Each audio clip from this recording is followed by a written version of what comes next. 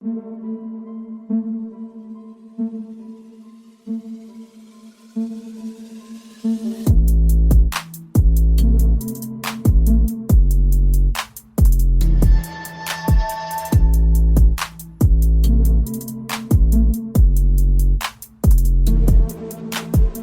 and welcome to the Kurt Rambis episode of the Hoop Theory Podcast, aka episode 58. My name is Logan Wortman, and as usual, I'm joined by my delightful co-host, Jacob Roth. Jacob, how does it feel to be on the Kurt Rambis episode? I love it. I did not know, because we spoke for a bit before this episode officially got rolling, and I usually am not told who the person is. Sometimes we used to have debate. Now it's kind of just, I get told, and I am glad. The molted glasses wearing man of all time in his playing days. But if I remember as a coach, he looked, respectfully to basketball player Kurt Rambis, looked like a normal guy when he was a coach. He really, he didn't kind of keep with the goggle, funky mustache and mullet look, which he rocked it better than just about anybody. I think he was I don't know if he was my very first NBA player card, but he's like my earliest memory of owning a player card was Kurt Rambis. Also, it or not. As random as this is, isn't he also the first Santa Clara GOAT? Because I remember seeing a list. There was like a list of guys. The first NBA player from Santa Clara has produced a weird amount of NBA players. For how small of a school they are. And I think he is on that list. No, he is from Santa Clara. I know that, but I just didn't know that he was the first one. Oh, no, he's not the first one. A lot of these are old pictures. This is crazy. This is a longer list than Nebraska basketball. Dear Lord. By a lot, I'm sure. I mean, Nebraska's probably only like 5. Like, it can't be much from Nebraska. More than 5. There's so 3 he is right the now. Second longest Santa Clara slug, or whatever their mascot is. Is it a slug? It's not a slug. I think you've said they were slugs before. Well, that doesn't mean it's right. I know, but I'm just, for what it's worth, I feel like I've heard you say that before. That's Santa Cruz banana slugs. Okay. Honestly, I'm going to give myself that. I'm wrong, but I'm going to be like Santa Clara, but the Santa Cruz banana slugs. But the Santa Clara University mascot. That's a Bronco. Santa Clara, the Broncos. Who is the longest tenured NBA player that came from... Longest tenured in the NBA? Yes, longest tenured that attended Santa Clara. You know the answer to this, or are you asking? Yes, I'm looking at it. Okay. It's not Kurt Rambis? It is not Kurt Rambis. Someone beat him by 4 years. 4 years. And Kurt Rambis played from 1980 to 1995, I believe. I saw that earlier today. Yeah. That was good. A weird thing I remember seeing, but because I looked at his box or his basketball reference page. But sorry, on the pantheon of players in the NBA, this person is top 5 at their position. Like, this person is very good at basketball. Top 5. Like, this is a top. Oh, wait. Wasn't Steve Nash from Santa Clara? Yeah. Okay. Usually you just get Canada and they just skip over Santa Clara, like Canadian, but he went to Santa Clara. I knew he went to a small school in California. I couldn't remember if it was that one or if it was a different one with a similar. There's a ton of schools with that kind of name. You know what I mean? Yeah. Like the San or the San. There's just a lot. Yeah. I'm thinking of St. Mary's in my mind. That's where Patty Mills and those guys went. I was thinking, because I was like, that's not the same school that Steve went to, is it? No. But I was like, oh, it is. But yeah, so those guys didn't go to Santa Clara. They went to St. Mary's. Yes, because the longest tenured is Nash, then it's Kurt Rambis, then it's Dennis Awtrey, Awtrey. Awtrey. And for listeners of this podcast, because most of them probably are not watching basketball in the 1970s, Jalen Williams for the Oklahoma City Thunder. Famously known as Santa Clara Jalen Williams, not Arkansas Jalen Williams. The better of the two, one could say. Yes, one could say that. More of the star type of looking player. The other Jalen Williams is like a role player. But yeah, so interesting talk for. I thought we got more out of that than I thought we would for Kurt Rambis. Well, what a legendary, just looking human. Yeah, You know what I mean? for sure. Shout out to Kurt Rambis, Santa Clara They Broncos. did him a good. They had a good representation of him in that in Winning Time. Did you watch Winning Time? I caught some of it. I needed to for the bird stuff. Was the biggest reason I picked it up. I'm so mad that they just canceled that show so prematurely. Like the end of season 2 just had like problems with it. What? I think it's because there was so many people that didn't like their portrayal, and I'm assuming with everyone that was very vocal about it, Jerry West, there was probably people that also were like, "Don't love how I looked in that TV show," because it was like true, but it didn't also help that they didn't have great ratings. Like it wasn't successful. It was enough. hard to watch. It was hard to get because it really? had to be HBO, right? I'm trying. I can't remember where I watched. Hard to watch from an access standpoint. Yeah, yes, it was on HBO. Wasn't on HBO. Is one of the more not sleeper. I just feel like it's not the biggest streaming service. Definitely has gotten bigger in recent years since COVID, but I feel like that's what Succession is only on HBO, right? Yes, I think so. Yeah, so I mean, that makes sense though. It doesn't do as big numbers as like a Netflix, obviously, but yeah. I was just disappointed because it ends the season 2. They just win the 4th championship, or no, the 2nd championship. So it's like after the 4th season, Magic's 4th season in the league, something like that. And then it just like it has no sort of energy of like, oh, this is the end. But then all of a sudden the credits roll, and it does like the the end of a documentary where they flash forward. And Magic Johnson would go on to be one of the greatest point guards of all time, but his career was cut short due to a contraction of HIV. Yeah, Larry Bird should have never let his mom should have never let him do his driveway and just hired someone because he's a multimillionaire to do it for him. Yeah, so it did that and then just ended, and I was like, "What in the world? This is so like there's no way that's how it was planned." So I looked it up and it was canceled because the very first episode of the whole show, it starts in a scene where Magic is like at the urgent care or whatever. Yeah, like he's finding out that he contracted HIV. And then it goes back to like the very beginning. I was like, so then it just ends after they win the 2nd championship? That doesn't make any sense. Yeah. But it was, yeah. And I do wonder if it was that some of those guys were like, I don't love how I'm portrayed in this show. Yeah, that probably didn't help for sure. Especially Magic being the star. And he was very vocal about it too. Yeah. Him and Jerry West were both like, don't love it. It's, But I think also they should have done a bigger job of like sensationalizing it more, as weird as that sounds, because like that was the show wasn't real. Like it was, the things that happened were real, but it was like supposed to be John C. Reilly was in the show. Yeah, like it wasn't supposed to be this hard hitting real new like this is what happened documentary. It was like an over exaggerated thing, dramatization. And I just think that it just did not go well. But I loved how in certain moments it would like put up on screen. I loved how like fourth wall breaking it was. I get how some people might be turned off by that, but I liked it a lot because of just how, I guess, like how much it feels like it's somebody who's really passionate about a thing, like talking about it type of thing.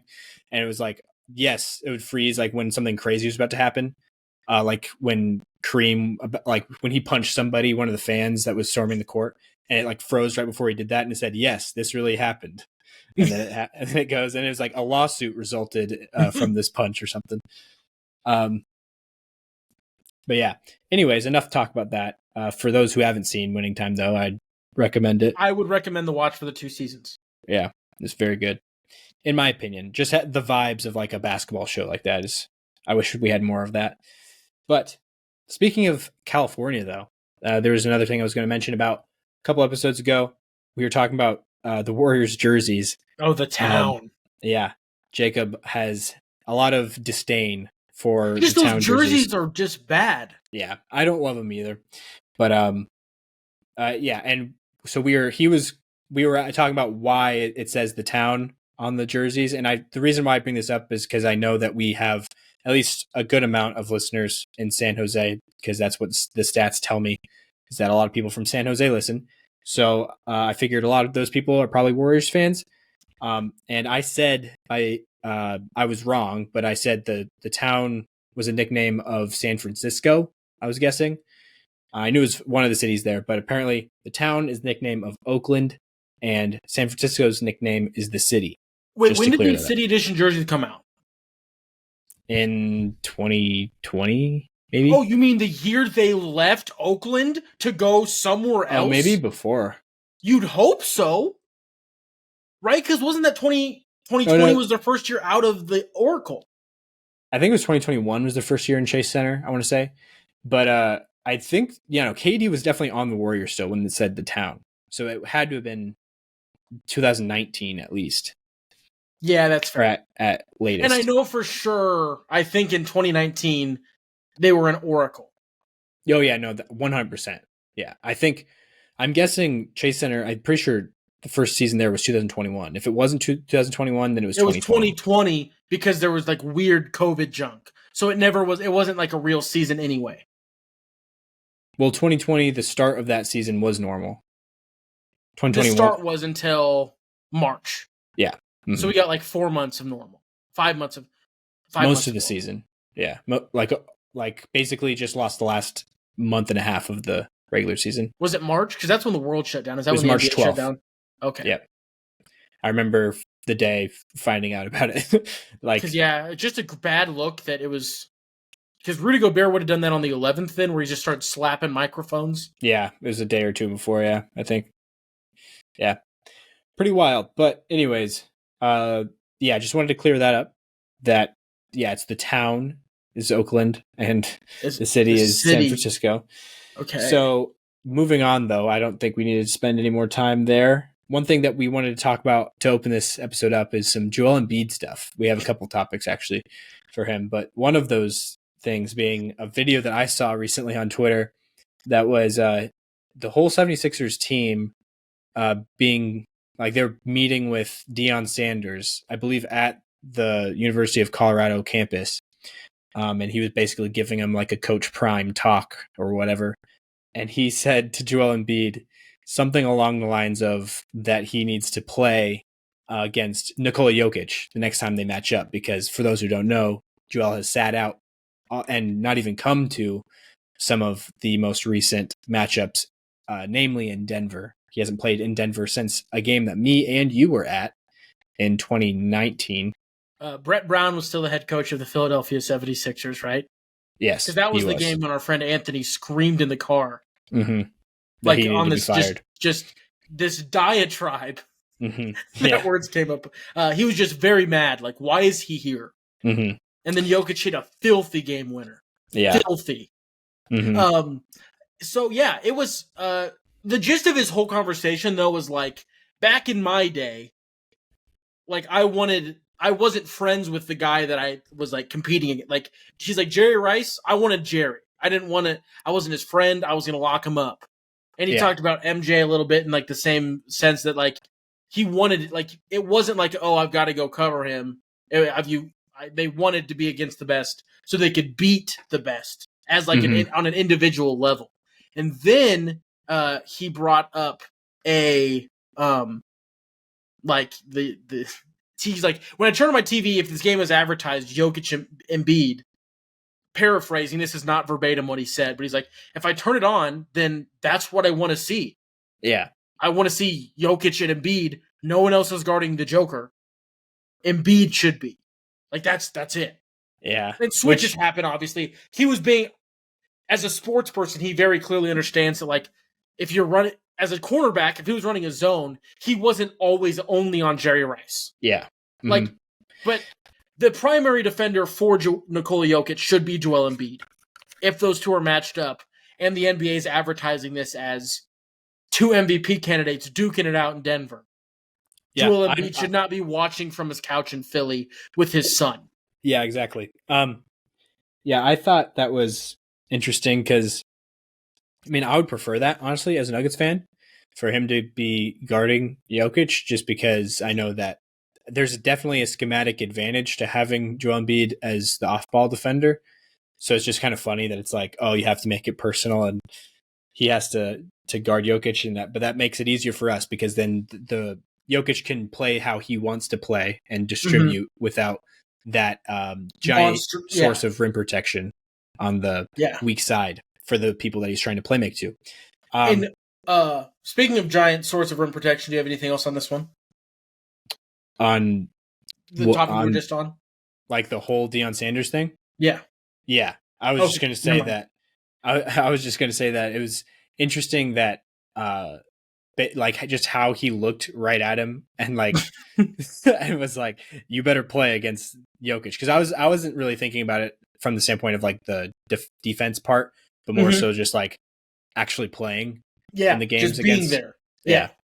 And that part of it was just like, wow, that he got really direct, and it felt like it was pretty awkward in the room in that moment. It just kind of felt like everybody was like turning and looking at Embiid and were like wanting to see his reaction. Yeah. But anyways, though, you brought up a tangent. Oh yeah. Speaking of elite rim protection, you know who didn't have elite rim protection? They should have, but they just didn't the way they played. Team USA. And you know what they're gonna have in this next Olympics? Elite rim protection, because Joel Embiid is playing for Team USA, which is as opposed to Cameroon or France, which he's a citizen of both. He has chosen to play for Team USA for his son, is what his reasoning was. That was his reason. Yeah. Which is cool. Like when he the way he described was like, my son's a U.S. citizen, was born in the U.S. and I want to show him that I won something for him and for his country just because I have a bunch. Or obviously, this is not the Joel Embiid direct quote. He probably didn't say I have a bunch, but the gist of it was like, I'm going to do it for my son. Yeah, because that's where he was born, and that's where he was born. I want to win one for him. I think he also mentioned something about all of his friends in the league, like he wants to play with them. And yeah, it just kind of surprised me from like if Cameroon were to make like qualify, which is not guaranteed yet. They have the chance to, but they would have to play themselves into that. It's just kind of surprising to me that if they did qualify, that he still wouldn't play for them. Because I was thinking like the USA and France decision was more so like if Cameroon's not an option. Yeah. So he could play in an Olympics. Yeah. Because that's the thing with the NBA guys is a lot of these teams have to qualify without their NBA guy because the NBA guy's playing basketball in the NBA.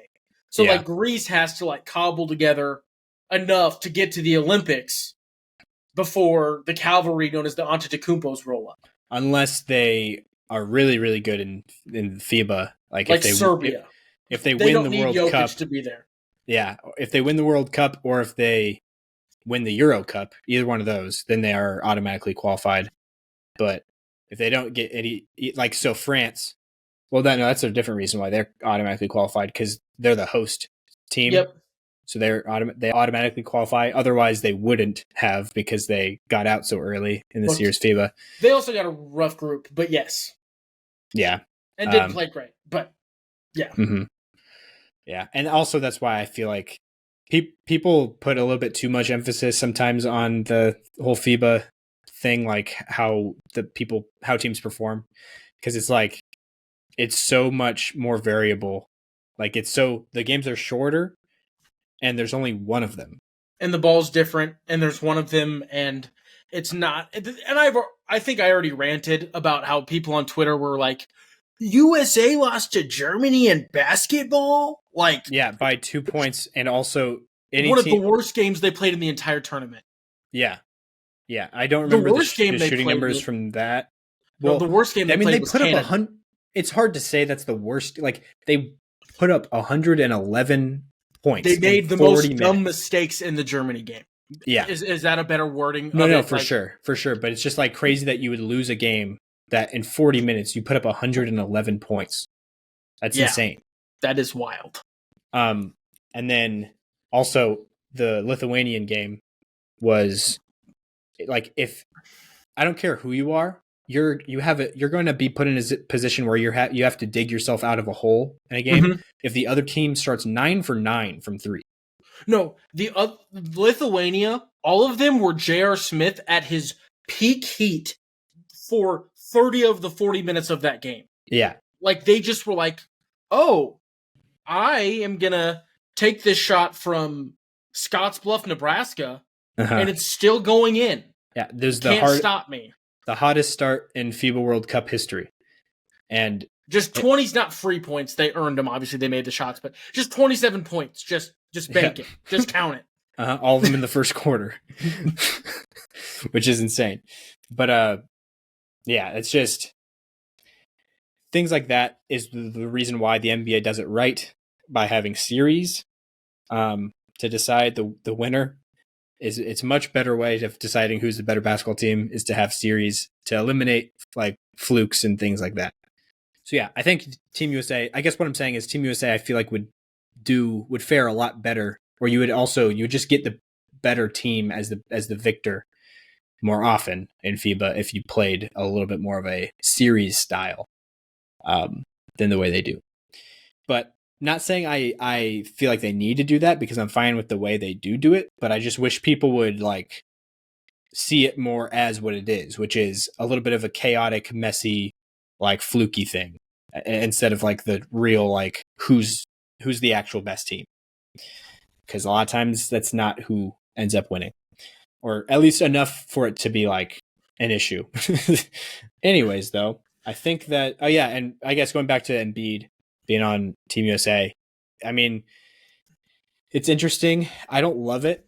Like it's cool, obviously, like getting a talent like him to play for Team USA, but I think it might be just that like we already have so many good players to start with that I'm like, hey, take it. Like it doesn't feel right to me. You know what I mean? Because it's LeBron, Curry, KD, Embiid are the guarantees. Everybody assumes Kawhi. Dame, Tatum, and Kawhi. Kawhi's a guarantee also. Or he would. He said he would, yeah. Okay. Mm-hmm. So, Aaron Gordon also said he would, for what it's worth. Drew Holiday said that, or is being pursued, according to this tracker. Mm-hmm. I honestly think Aaron Gordon would be a really good Team USA player. Because, like, you just need those, like, you need players like that sometimes that aren't like the stars. Yeah. I feel like he would be a good one. But anyways, that's just interesting that he's going to be playing for Team USA. If we don't get gold, again, like I just said, if we don't get gold, it doesn't mean everything in the world, because any team can win. Basically any team can beat any other team in a one game scenario, yes. 1 game sample. That's just how that works. So, but I would think that we would probably get the gold with this roster. Hopefully that's what happens. But yeah, I'm not super in favor of Joel playing for Team USA, just from the standpoint of like I'd like to do it with just the actual USA players, but that's just me. And Jacob's wearing his USA hat for those watching on video. Oh, very on brand. I have like 3 hats. Yeah. The other one's not down here, but yeah. Without further ado, though, does that wrap up everything before we hop into the game? Not the game, but the rapid fire. Dylan Brooks, after getting ejected in a preseason game because he punched Daniel Tyson in the nuts, wants to be called Dillon the Villain. He said that? SportsCenter legitimately tweeted a picture of him, like, yeah, I saw the mugging the camera. Like, yeah. It's like a photo shoot of him, like, and he said, "I'm Dillon the Villain." Let me find the exact quote. Interesting. Before I mean, I believe it. That seems like definitely a very him thing to do, but I want to make sure it wasn't. I saw it. I want to make sure it wasn't not SportsCenter. Is more what I want to do because that also seems like something that the not Sports. Nope, it's real. Okay, my name is Dillon the Villain. And then just him, like it's like a close up. Hold on, let me see if I can recreate it. For those watching video, this is what his face looks like. Okay, you're doing that. Okay, it looked like you were looking for something. No, this is what he does. Okay. He goes like this. So like he's got light only on half of his face, and then he goes, "My name is Dillon the Villain." Nice. Also, everyone got a little bit of a preview of our advanced lighting techniques here in the Hoop Theory Studios. Mm-hmm. But that and also City Edition jerseys, there's been potential leaks for the Boston Celtics. I think I sent Logan the pictures. One of them's a mock-up and one of them's like... So it looks like they're Bird era warm-ups. They wore these like baggy warm-ups with this font on them, I think is what it's supposed to look like. And further proving, every other year would be great. Mm-hmm. So you don't like these? Is that what you're saying? The green ones? Yeah. Not a big fan. I don't know. I'm assuming you'll throw them up on the video side of things. Yeah, I will. So it's the green ones with the Boston that's very curved and the like tan. It's not, okay, so it's not the... I'm trying to figure out where this font came from. It's not the Larry Bird warm-ups like I thought it was, now that I'm looking at that. Okay. But it's still something that you don't like. I don't love it. Especially if they just randomly pull the font out of the hat. That is the Comic Sans of basketball fonts. Why? Comic Sans? I mean, it's not that goofy. It's just... I mean, just such a like very non-offensive jersey. Like, I'm not saying it's good at all. It's just not... I don't see anything that's like terrible about it. It's just like very plain to me. But it's not as bad as like the Chicago one. No, it's not an atrocity to mankind. I'd say it might be even a little bit better than one that you've said you liked, which is the new Mavericks one. I kind of like this Boston one a little bit better, personally. If it was in white, I think I'd like it. Oh yeah, what's that other picture? It looks like there is a white thing. That's just in a bag. This is not any kind of real leak. This is just what Celtics Twitter has been, because everybody's confused because the season is in 13 days and we've had no word on City Edition jerseys. Mm-hmm. So yeah, it's just confusing. Yeah. Just want to know. Yeah. And you also said recently that you've watched a couple Celtics preseason games and you're ecstatic. You're pumped. Is it the Porzingis stuff? Is that why, or just everything? It's all of it. It's just all of it. It's Drew doing Drew things. Then it's like Porzingis, like, you'll miss Marcus, but it's okay, as he just opens up with a thunderous dunk. Just Has Drew started yet? I think he has 2 of the 3. Because none of the starters played against the Knicks. And that is when we saw Jordan Walsh cooking. Oh, I know that Drew didn't start in the first game. That's all I know. Oh, maybe he didn't start. I was not able to catch like live right away. I just kind of a lot of people were surprised by it, but Mazzulla said it was because he just joined the team after they had already started training camp. Ago. Like it had not been as long. And then the other thing is, big fan of Peyton Pritchard coming off the bench. I think his contract is going to look like a steal if he gets the volume. And I think he is going to be a good fit in Mazzulla's system of leaning more offense than defense. And just having guys that are good at defense. So, like, this is the thing, is like the Celtics have always had guys that are good at defense, but their system was also defensively focused with the previous regimes. Yeah. And Mazzulla seems to be an offensive focused system, but the guys are just all good at defense. Which is really funny. Like, there's a world that our worst defenders Jaylen Brown. Like in the lineup? Yes, in our starting 5. Like, there's a world where he's our worst defender. Yeah, I mean, Drew, honestly, like, I think that's just wild. Yeah, it is. That's very wild. Because he's not like, his defense has definitely gone down since he got, but he's still a very good defender. He just gets too focused. Off ball, but like, that's what I'm saying, is there's just that many good. There's a world where every single Celtic gets an all-NBA defensive team vote. Just a vote. That might be true. Which is awesome. That is awesome. It's just awesome. You somehow always have just a great defense. Oh, and it brings me joy to no end. Yeah. But I would what you were saying about... Sorry.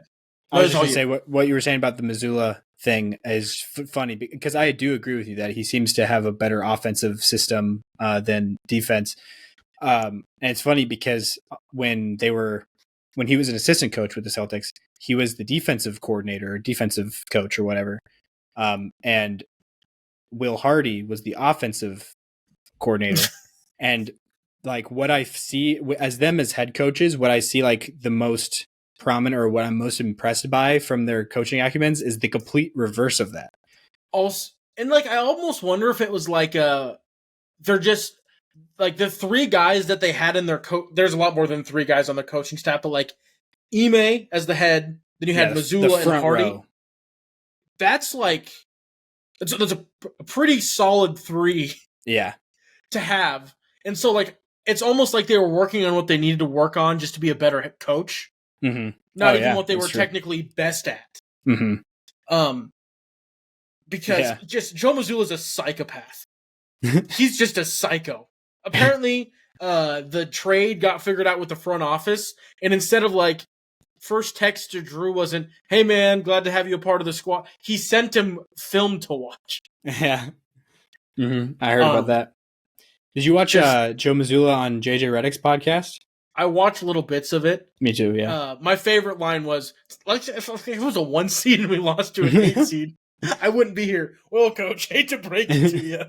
Yeah. That's exactly what happened. Mm-hmm. I think if they would have been swept or like if they would have lost in 5 even, and they didn't like claw back to game 7, mm-hmm. I think there would have been like an actual more of a conversation. But I do agree with it, what he's saying, though. If like he would have actually got the 1 seed, so they were playing Miami first round, and they lost. Yes. They lost the way the Bucks did.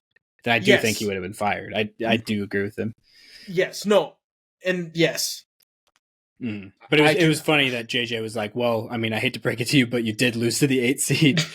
It was just in the 3rd round of the playoffs, which is a little different at that point. Once an 8 seed makes it that far, it's hard to be like, "Oh, you lost to the 8 seed." They're just not an 8 seed. Like if an 8 seed gets that far, mm-hmm. they're not the 8th best team in your conference. Yeah, just mm-hmm. plain and simple. Yeah. But yeah, that was. I'm banner 18, so I think I know what I'm going to do with this wall behind me. I'm going to hang replica Lil Baby banners across the top. Lil Baby? Like the rapper? No, Lil Baby banners. Like, sorry. Like replica banners of what they got in TD and like rinks and those across the top. And then when a player is no longer plays for the Celtics, I'll put his jersey in a shadow box. Oh, in a shadow box? Is that what you called it? Yeah, that's what they're called. What is that's what is called? Is like that those, like a thing? Those like deep boxes that get hung on walls that have jerseys that sit in them. Oh, shadow box. I'm worried they're not called shadow boxes. I'm almost positive. I mean, it's not like I wouldn't know what they were called. They are shadow box. Okay, that makes me feel better. Makes sense. But we're just like black, and it's like just And I just thought that was one of your invented like Jacob terms. Sometimes a lot of those exist. You throw two things together to describe something. Interesting.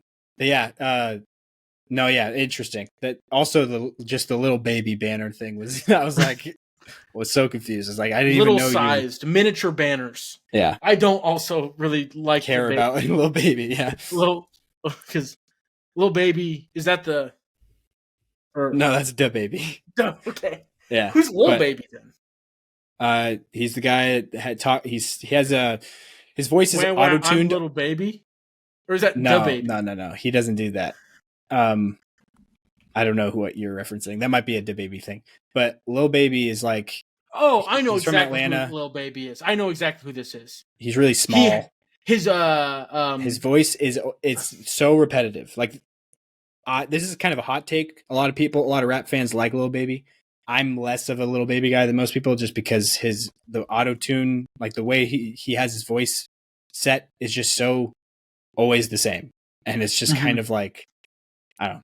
It's not, it doesn't do it for me the same way like a Future or like a Travis Scott, even some of those guys' voices. Okay. I know a lot of Lil Baby songs now that I am like, looking. I'm sure you definitely do. Drip Too Hard. Yeah. Mm-hmm. Is the one that I saw that I was like him and Gunna are like a dynamic duo. He also has that Wants and Needs song with Drake. But yeah, Go Hard. That's Lil Baby. Apparently that's a new one. Yeah, I'm not a giant rap guy. Yeah. I guess people probably know that because I said shout out to Martina McBride like 3 episodes ago. Yeah, true. So they probably aren't like, yeah, this guy really messes with 42 Doug. Also, you had a 42 Doug. Also, you had a take about Drake in one of those episodes where you said New Drake sucks. Old Drake is awesome. no, you said Drake doesn't have any good songs that he doesn't feature somebody else on. You're like, name a good song that Drake doesn't feature somebody on. But yeah, but the top 10 songs in Drake's catalog, 70% of them have a feature. Yeah, that's probably true. But also, a lot of rap songs have features. Also, some of the Drake features are like don't feel fair because it's like, oh, you got Lil Wayne, Eminem, and who's the other guy on that song? Kanye. Oh, jeez. Yeah. That song's bound to be pretty good. Yeah. No matter who the fourth person, it could be me. And I feel like it'd still be like, yeah, that song goes hard. Yeah, that's true. I hate the one verse from that fat white kid, but that's a pretty good song. Yeah. Also, Drake, he kind of like style has changed. Like, he steals other people's styles. I shouldn't say steal because it's not like I don't think he's claiming to do anything that he's not, but he's just like when he has artists on songs, he kind of just does their style. Yeah. It doesn't like reinvent kind of, he doesn't put his own twist on things. He just kind of like he jumps on their style, their vibe. And does that. Yeah. Like his new album, the Yeet song. I kind of like it. Yeah. Another guy that I wouldn't say Yeet is a better artist than Lil Baby. Not saying that, but I enjoy him as a vocalist a little bit more than I do Lil Baby. It's probably a hot take, to be honest. But for those of you who have zero clue what I'm talking about, we can move on to more basketball. If you're ready for that. It looks like Jacob's is listening to something right now. I need to stop my music. I just realized it was playing after we were talking. I couldn't hear it, but it just looked like I could tell just based on your face. You couldn't hear it, or could you hear it this whole time? No, I could not hear it. I was just saying that I could tell based on your face that you were. It could look like you were hearing something else that wasn't me. Mm-hmm. I have been this whole time. Yeah, this whole time, this whole 38 minutes. Yeah, I've been. It was low. But I needed to turn it off when we actually got into the juice. I thought you were listening to shout out to Yeet song. No. Shout out to Story of the Year, The Antidote. That was a song that was just playing when I stopped the music. All right. Next up, if I hit skip, Bad Leroy Brown by Jim, and I don't know how to say his last name. Oh, I thought you were going to say Jim. Crochet. Croce. Jim Croce. Croce, maybe that sounds right? Croce. Probably Croce, actually. It's O-E, right? R-O-E. C-R-O-C-E. Croce. Oh, there's not an E after though. No. A lot of times it's weird, but in a lot of names that have O-E after each other, it's A. Don't know why, but... For French. Is that French? Yeah, like Joe... What? I had to get pronunciation. It's Croce. Yeah. I thought that was like a Polish or Czech thing or something. E-O goes A. O-E. Like O-E. Jim Boeheim or Ezra Koenig from Vampire Weekend. Oh, yeah, that's for sure like Czech. Okay. Yeah. When you said it was French, I was like, the rest of the name does not sound French usually. Because I was thinking like, for some reason, not the A sound, my brain broke and was like, it might be in French too. No, but French is like Joe Burrow. Like he had one game where his jersey, it wasn't B-U-R-R-O-W. It was B-U-R-E-A-U-X or whatever. Yeah, E-A-U-X, I think. That's Creole. I don't even know if that counts as French, but same idea. No, Creole is... Okay, all Creole means... we're going into a bunch of different pockets here today, but Creole, it literally means we're not really looking forward to this division. Yeah. Not as much as last episode, but... Sorry if you're a fan of a team in the Southwest Division, but not a whole lot of fun. Yeah. But so Creole means that it's a language that is a mixture of European language with an African language. A lightweight markup language. What? So Creole is classified as a lightweight markup language, which is also a term of a simple human markup language is an unobtrusive syntax. Wow. If you look up Creole definition, I think it will say that it's European. Pretty sure it's an African mixed with a European language, specifically. A person of that's a Creole is a person of mixed European and Black descent, especially in the Caribbean. That derives from the word being described for a language. A mother tongue formed from the contact of two languages through an earlier Pidgin stage. What? Pigeon. I hope these were Pidgin. Yeah, I know a decent amount about language, so I've watched videos about. That was a Dagglenut moment. Yeah, no, a pidgin language is like a very simplified form of a language because of like slaves and people who were in an area that they were all from like different places. So they used like a common language to communicate with each other that they didn't know themselves. So they had to make it very simplified. Yeah.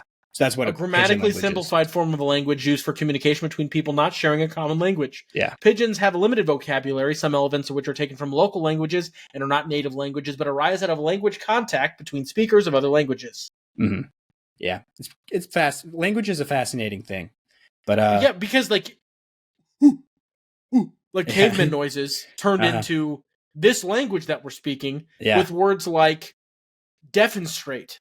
Yeah, and this language that we're speaking, there's some like really weird places in the world where they speak it in a really weird way that you wouldn't like assume. But it's like apparently we live in the spot of the world where we speak it just boringly. Yeah, true. Like we like it's not the way our accent isn't how it sounds. It's that we say things weird. Yeah, like no for sure. That's a thing like a phrase. Yeah, like no for sure. Yeah, like in Liberia. I'm very bad at it. Yeah, in Liberia they speak English because this is another fascinating thing that Liberia is a country that was founded by America. Where it's like for reparations reasons. So like they sent a private colony. Yeah. So they sent slaves back to Africa to colonize a country. And so they are still very like American influenced. Like they have a lot of American stuff in their culture, but they speak English there, but they have a very unique like twist on it, like their own dialect. And like because of the divergence a couple hundred years ago or whenever that was that they sent them over there. 1830s or 1820s. Yeah. So, Liberia is a very interesting deal. But so since that's back when that divergence happened, there's some weird things in their like the words they use that are very old fashioned to us, but like they still use them. Like they say vexed instead of like angry or annoyed. Like vex is a very common word. Like they say like this is vexing. What British people say. Like I'm vexed, blood. I feel like that's the thing that I don't know. I feel like that's a British. That sounds like a British word. I also probably shouldn't say blood, but I feel like they say blood, right? That's something British people say. Yeah. Mm-hmm. But they go like, good day, governor. Blood. Blood. They say bloody also, but like as a adjective. But anyways, this all started because you said, burrow, that spelling is French. Like it's called Creole because he's from Louisiana. Yeah. But he's from Ohio. His family's from Nebraska. He was playing at LSU. Yeah. Louisiana State University. Yeah. So, Bobby Boucher's, the home of Bobby Boucher. That didn't register to you at all? But Bobby Boucher didn't go to LSU. No, I meant Louisiana, like just the state of Louisiana. I was taking it too literally. I was like, oh, yeah. That did not take place at LSU. That was a fictional college. It was a fake because they were the Mud Dogs? Yeah, the Mud Dogs. They were I think it was like Central Louisiana State or something like that. I think there was multiple modifier words in it. Waterboy School. No, I think it's just the University of Louisiana, which doesn't exist. I don't think it was. It had like a bunch of words in it, I'm pretty sure. South Central Louisiana State University Mud Dogs. That's what it was. But anyways, all right, finally, now to move on, try to blast through these teams pretty quickly. We're going to go through all the teams in the Southwest division, look at their over-unders for regular season win totals, give our picks over or under on each of those, 1 point for each one we get right, 1 point subtracted from us for each one we get wrong.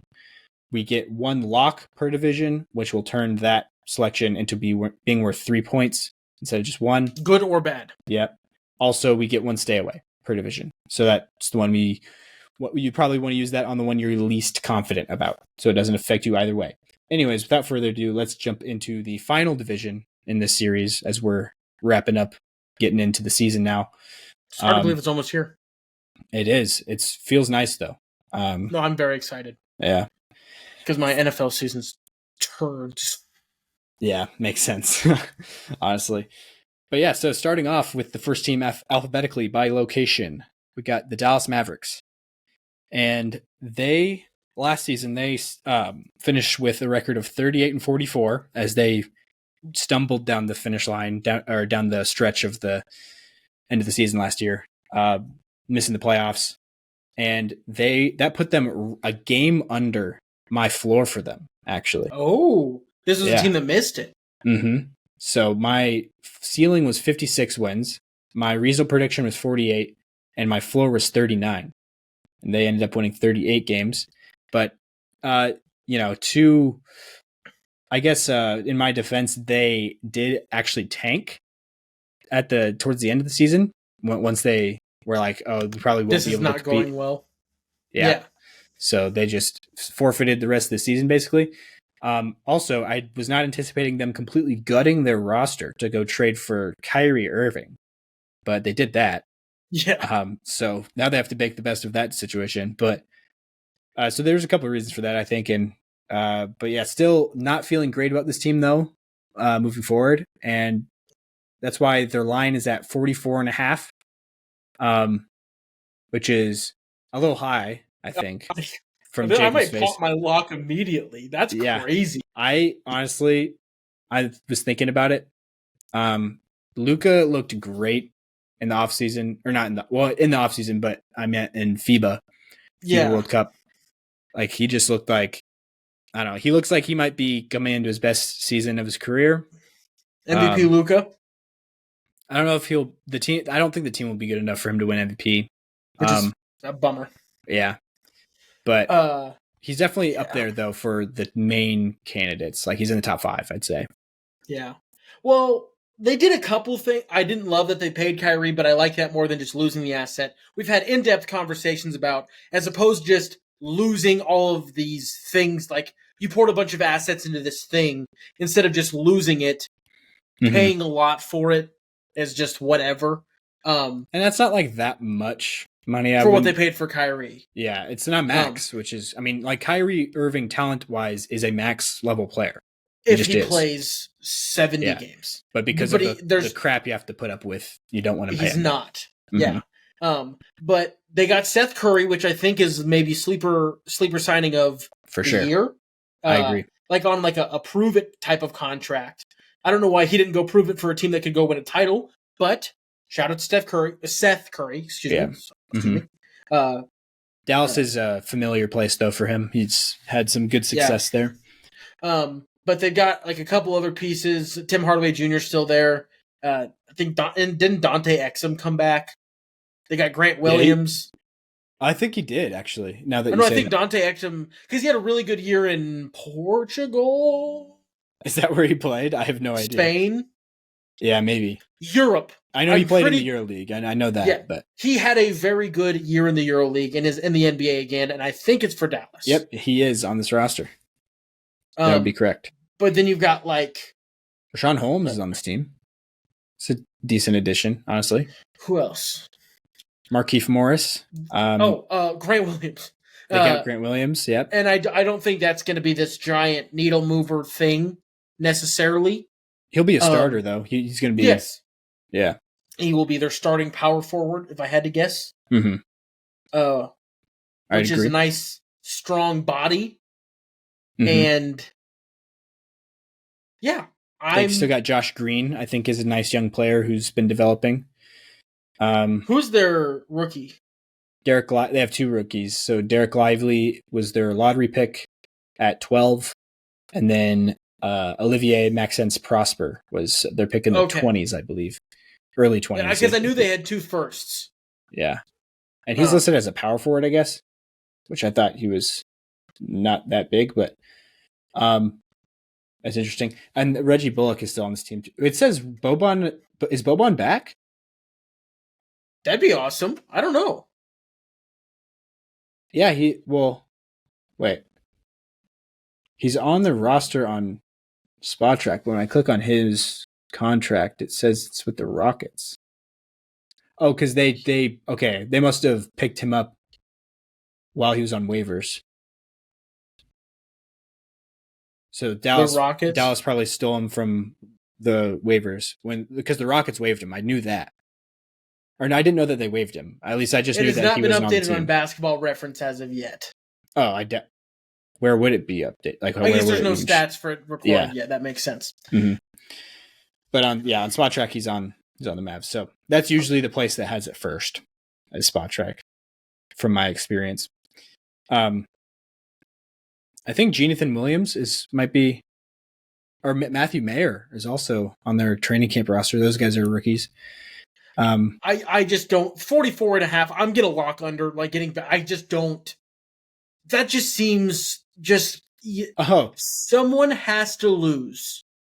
Yeah, sorry. I'm looking at the Rockets roster right now.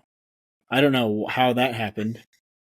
We'll talk about them and be looking at the roster in a couple minutes. So yeah, Boban is not on the Mavs. Okay, that'd be cool.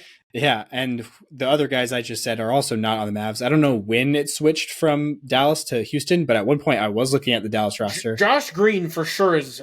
Yeah, so I was saying a lot of Dallas players. Prosper is also. Yes, yeah. So it was Maverick. Okay, some point between. I don't know when that happened, but it did, and I didn't notice. But yeah, so the rest of the guys on this team though, they have Derek Jones Jr. Is here. Jaden Hardy was a rookie from last year. Maxi Kleba, one of my favorite role guys in the NBA, is still here. Triple Dirks. Yeah.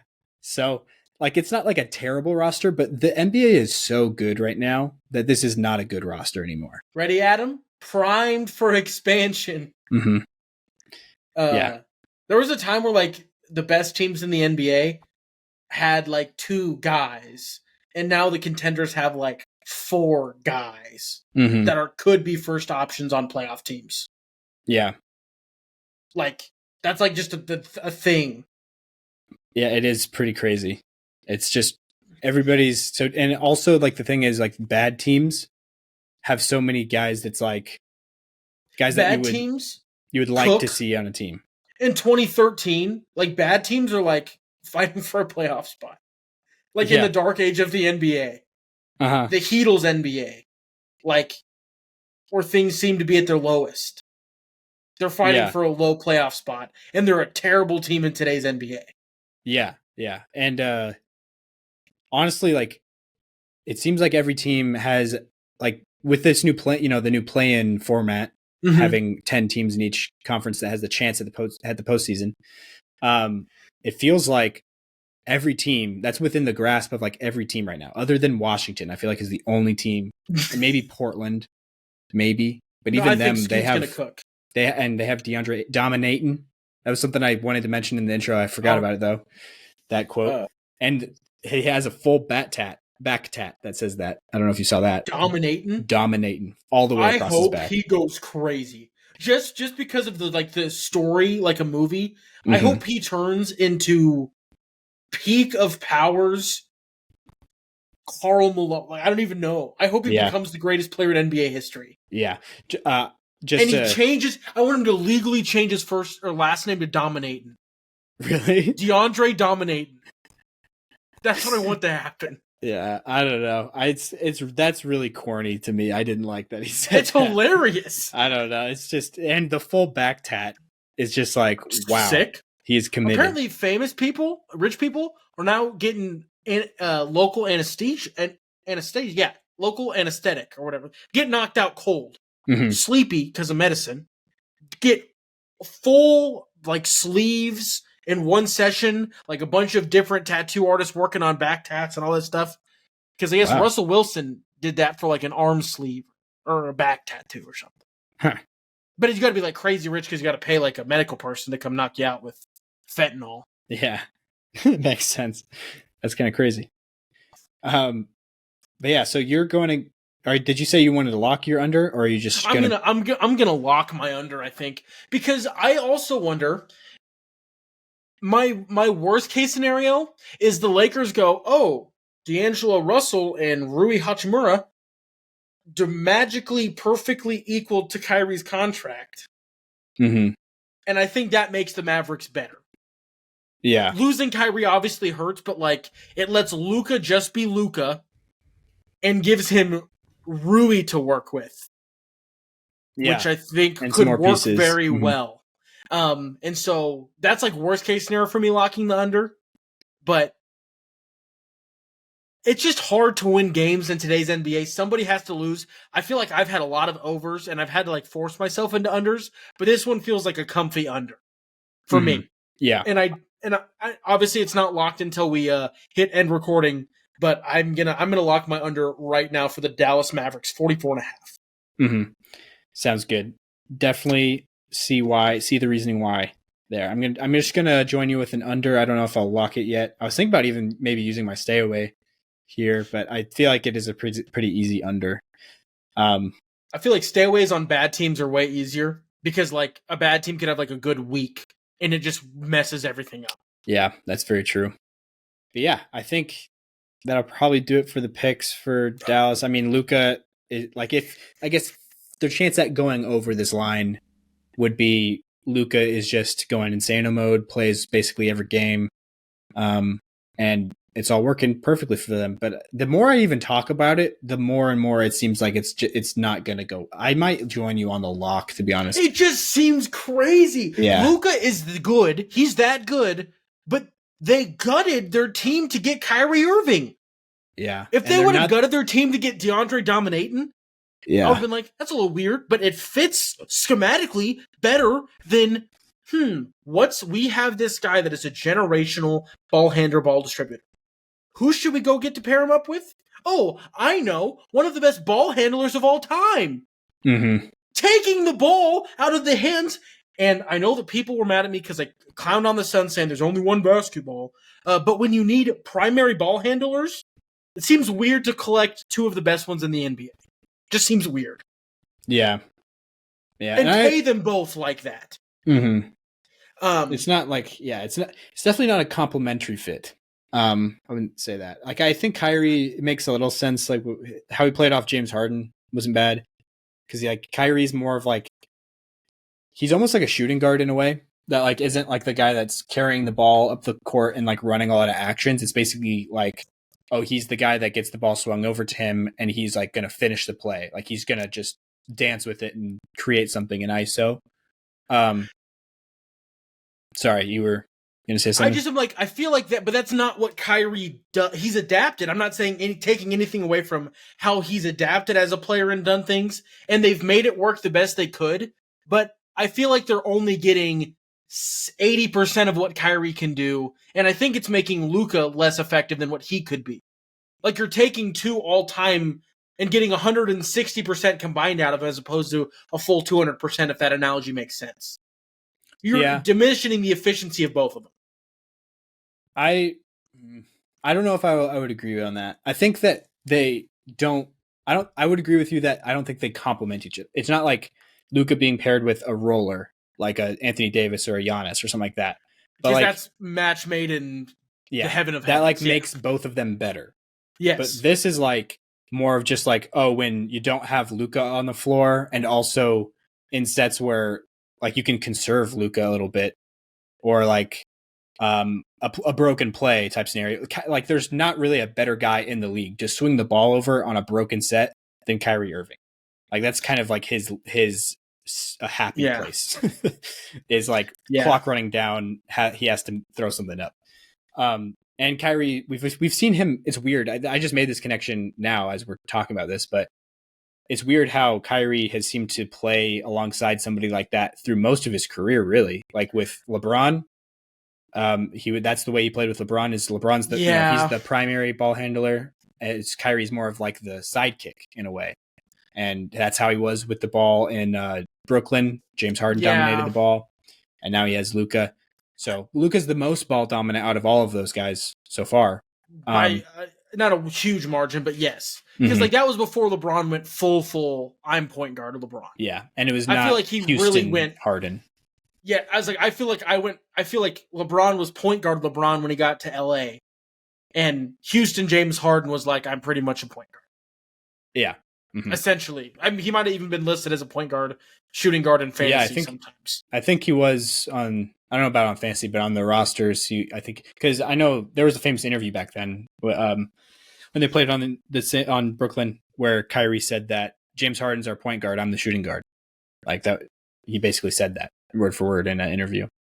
And that basically the reason why is kind of what I'm talking about is that Kyrie's not like the initiator, the guy running the sets, like what you would think of as like the stereotypical point guard duties. Like Kyrie's more of like the bucket getter.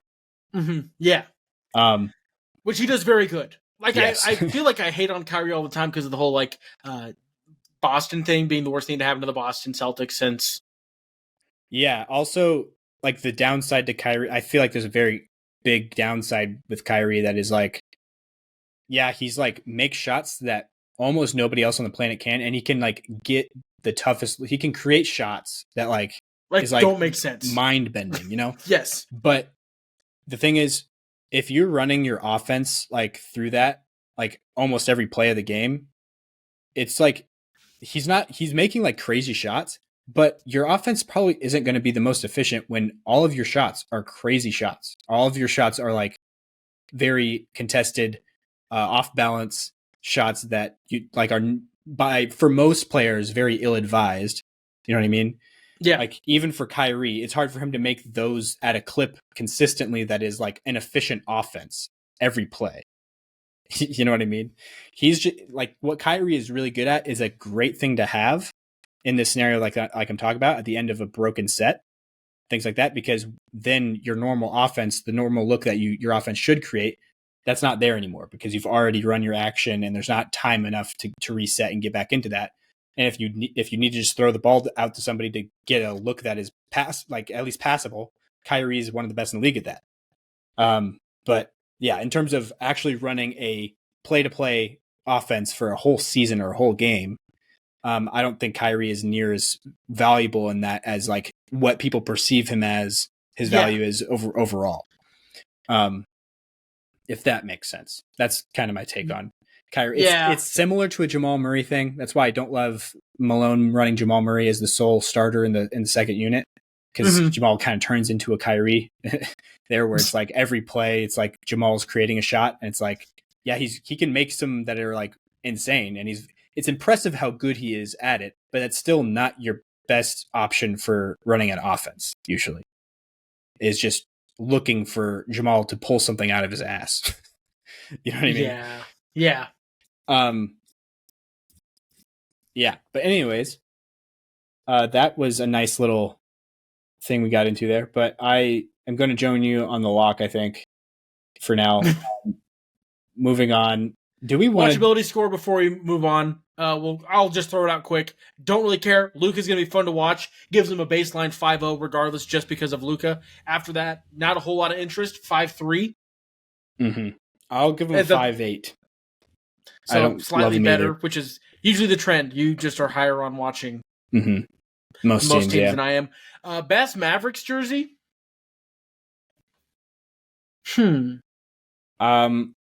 I don't love the green ones, but I'm okay with the green, like where they use it as an accent. Like I like the Dallas one. They're pretty recent, but like the 3 lines that form the letters of Dallas.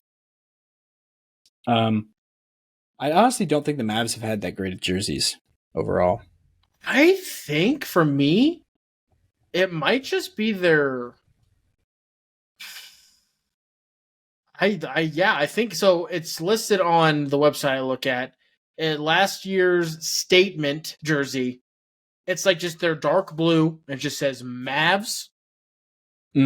Yeah. Very boring, but I like it. I like that one too, honestly. I was between that and the one I just said as my favorite, to be honest. It's weird that they're both current too. I just feel like overall they haven't, in their history, they have not had. They just haven't had anything crazy. The old Dallas Skyline Dallas jerseys were nice though, where it's like it says Dallas in like their Dirk era blue strip, those ones, and then it's like darker those. with like the gray skyline of Dallas. Yeah, I think didn't they rock those in the 2011 range, or maybe that was after. But I do remember Dirk's according to Dirk my those. It's 15 to 17. Okay, so definitely not. 15 to 19. Yeah, but still caught some Dirk years though, for sure. I think all of those were Dirk years, 17 and 19, or 15, whatever you said.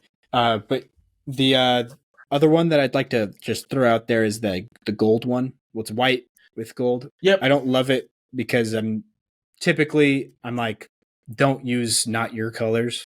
You know, I like teams using their color. Yeah, because we had the big debate about them using green, but I'm like, that was their right? Wasn't that you and me that talked about how not on a podcast, but I think that was. I just remember because like green was their like old era main color was green and blue. Mm-hmm. Yeah, like there are ways where green in like the 80s. Mm-hmm. Yeah, but anyway, moving past that, yeah. But yeah, the white and gold though, I like them as a jersey just in general. It is crisp and clean. Doesn't feel great as a Dallas jersey. Honestly, looking at it, if you put a different word there, I think it's like a pretty slick all-star game jersey. Oh, honestly. I feel like that would be a pretty gosh darn crisp all-star game jersey. Yeah. And you just would put West or East instead of it. Uh-huh. And then do a black alternate. That would be dope. Yeah. I do like that. Because it's just very plain. Mm-hmm. But also like fancy. There's the Dallas skyline right above the tag on the bottom. Yep. So that's a nice little touch. Looking at it now, but I guess for the video you put all this stuff. You like flash a picture of it and we talk about it. Mm-hmm. So there's Dallas. That was a long Dallas, but I think we had a good like basketball discussion about like just Luka and Kyrie and that whole deal. Mm-hmm.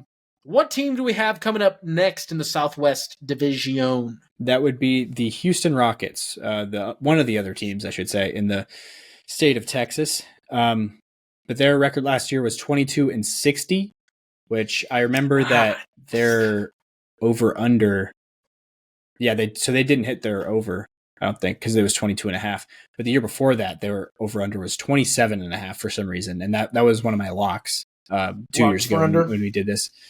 Yeah, I locked the under on the Rockets, and that played out to be very true. I think they only won 20 games that year. Struggled to get to 20. Mm-hmm. Like I do remember that. Yeah.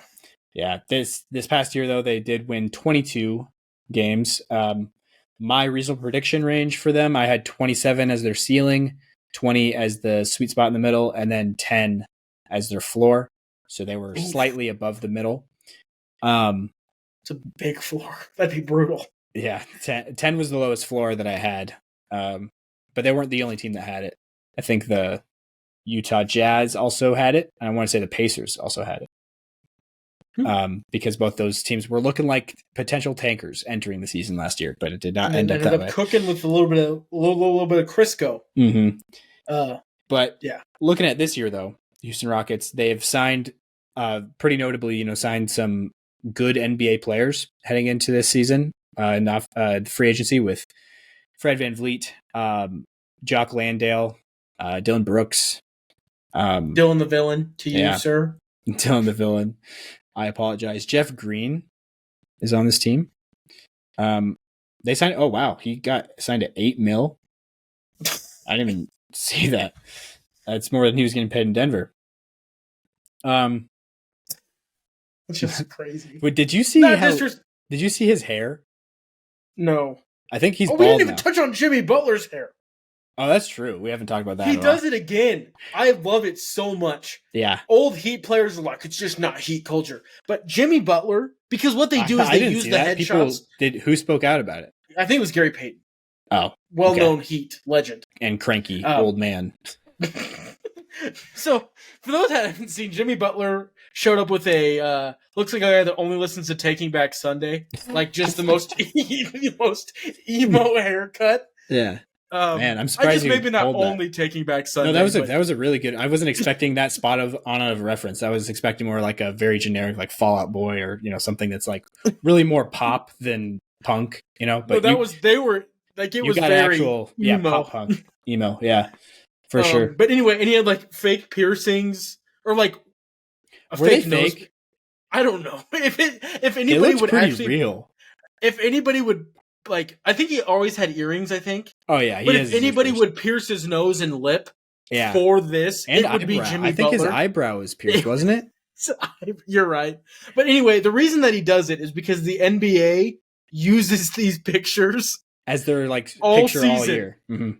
And so he had those crazy dreads last year. Which, before you continue, when I saw those pictures first pop up last year, the dread pictures, I thought they were, I didn't even consider the fact that they were real. You know how on Instagram, a lot of times you see those, like, there's some pages that just post like really weird pictures of NBA players with like very different hairstyles or something just to get people to like click on it, basically.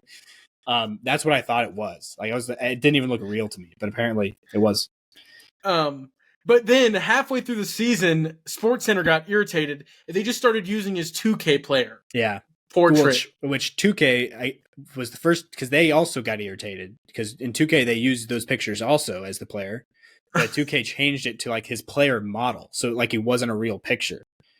And then like he was a rookie that didn't get scanned into the game or a picture type of thing. Yeah.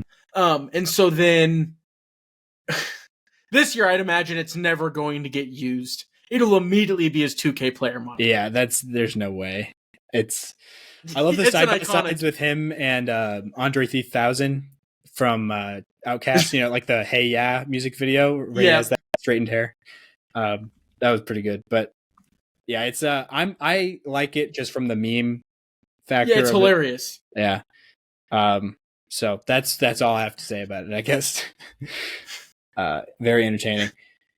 Also, just the fact that he did it because, like, he was saying he was sad because of how they missed out on Dame and Drew Holiday, which is just funny. Then it was immediately he pierced his eyebrow for his middle of his lip and his eyebrow both looked pierced. I'm just like, I don't know how he gets it better. Like, I don't know how he tops it again. Yeah. Yeah, he's definitely going to do something wild next year. I'd be surprised if he doesn't, but... Like, what if he just shows up blonde? Or just thinking, like, I don't know. Like, he went emo. Like, he, like, straightened his hair, fully, which, if you've never seen Jimmy Butler's, what I would assume natural hair, not straight. No, not at all. It probably took, like, a lot of time. Yeah. Yeah. Which is just wild, but yeah. It's just awesome. Anyways, the reason why we started talking about this, Jeff Green... There's a picture of him, like, so he's like bald. Basically, just look up Jeff Green bald. Media Day. Okay. Yeah. At least it looks like in the picture he's either bald or has very short hair. Oh no, he's bald. 6 sure. Oh no. Oh, he's got a Shaq hairline. He got it shaved really low. Maybe he went bald, like he just shaved it off at some point. Yeah. And then had it start growing back out. But like you can see, like it's lined up, but it's like up here. Yeah, like, I've got a big forehead, but it's like lined up here. Yeah, he looks depressed that he's in Houston, honestly. But Michael Porter Jr. in his interview on Media Day, somebody asked him about like missing the vets, like Jeff Green and Ish Smith and people, and then he opened up his answer with he was like, "Did you guys see how bald Jeff is?" Like you just start talking about how Jeff Green is bald, but yeah. So, anyways, he's on this Rockets team though. Was the point of that? They have a lot of young guys too, though, with Kevin Porter Jr., Jalen Green, Jabari Smith Jr., Amen Thompson, Amen Thompson. Excuse me. I'm usually the word or pronunciation police on that, but Jayshawn Tate, Alperen Şengün, Tari Eason, Cam Whitmore. Oh, Reggie Bullock is on the Rockets. I think that might have been part of why I just assumed I was still looking at the Mavs roster before, was because Reggie Bullock was on it. But he's on the Rockets, actually, not the Mavs. It says Boban Marjanovic is still here, but he wasn't available to guess in Pirtle recently for me. Oh. So I assumed that he was not on the roster. But yeah, and then Aaron Holiday is also on this team, the youngest of the Holiday brothers. But yeah, I guess that's the whole everything to note about the Rockets roster. But their line, did I say their line yet? It's 31.5. Under. Is this just a bunch of underlocks? I honestly... Is this whole world division, underlock? Yeah, I kind of like briefly put like how I slightly felt about the pick before entering the episode on all of them, and I put under on all of them but one. Like, I almost want to move my lock to here and just make my Mavs a regular under. I wouldn't stop you from doing that. Them getting to 30 wins and it's not like they didn't go get good players. They did. They just went and got the two most inefficient basketball players offensively in the NBA. Mm-hmm. 1 and 2 from the 3-point line. And not having like a real decent NBA roster around those guys and having the slack have to be picked up by other young guys that are what I would consider inefficient at this time in their careers. Mm-hmm. Feel like it's just going to be like, oh yeah, people are going to break records of rebounding against this Rockets team. Someone's going to pull out a 40 burger for rebounds against this Rockets team because that's how many shots are just going up. Yeah. They do have pretty good shooters around Maybe it's them. DominAyton. Maybe it's DominAyton. He's just going to show up. Oh, DominAyton. Yeah. And he's just going to be cooking. He's going to be fighting he's going to elbow Şengün in the nose. Just get out of here. Yeah. That's the one bright spot for this team. That's the only reason they're not a -7 watchability for me. Yeah. They do have like basically every player on the team outside of like Aaron Holiday and Reggie Bullock and maybe Boban. Like everybody else is like guys that I'm like, oh, they should probably be playing. You know what I mean? Yeah. Like because they need to develop. Yeah. They need to be anywhere else in developing. Mm-hmm. Exactly. So like how do you trade away James Harden? Yeah. And like how do you I don't know why. Well, how do you have James Harden, you get all these picks for him, and then you're like, let's bring in Dillon Brooks to take away playing time. Yeah, I mean they had to get to that magic number, obviously, of 122.4. Why didn't you just sign him for a big amount for 2 years and then give your rookie guys a big extension to get to your money amount? That's true. They did sign him for a 4-year deal. Both of them. Yeah. Van Fleet is not near as bad as Dillon Brooks. Dillon Brooks has a lot of 3-year, and with a team option on the 3rd year also, which I didn't know before. So that's one. Honestly, with what they have personnel wise, opening up those spots, the Van Fleet spot will be good. Actually, no, just neither of the. It just. I know that you need to meet that magic number, but committing to Dillon Brooks for 4 years, unless you want your whole team to be Dillon the Villain. Mm-hmm. Let me think of another one. I can't think of another word for villain. Menace. Deviant. Dillon the Deviant. No, I'm not for. I got to think of What? Alperin, the havoc causer. Like all of them are just different villains. Oh, okay. It's not working. Villain synonyms. I didn't know where you were going with that. But anyways, are you wanting to continue? Alperin, that doesn't really work. That's brigand. Şengün the Goon. Şengün the Goon. Yeah. And I'm not going to say that one because I think it actually might be truth to it, so I'm not going to say that one. Okay. Yeah. Anyways, so Jalen Green and Jabari Smith Jr. Amen Thompson. Gotta remember to say it like that. But yeah, all those guys, Şengün, Cam Whitmore, Tari Eason, all these guys should be playing. You know what I mean? Mm-hmm. So it'll be interesting to see who does get playing time on this roster. But I feel like 32 wins is going to be a tough task for them. So I'm going to go under pretty comfortably. And you want to move your lock to the under on the Rockets? I'll do it at the end because I feel like there might be more ones I feel good about going low on because I don't look at the lines before. So yeah, okay. But for now though, on my notes, I'll just put it on the Rockets though. Yeah, sure. If you've already deleted it from the Mavs, that works. Cool. And then, because you wouldn't switch it back to the Mavs, would you? Or would? Probably not. Okay. Probably not. Sounds good. So that does it for Rockets. Watchability for the Rockets, I'd say like a 4-1. 2-4. Okay. Makes sense. No, I like watching interest. young players. So like I like Şengün. Mm-hmm. So yeah, that's what gets it at least somewhat okay. But yeah. Anyways, on to jerseys for the Rockets.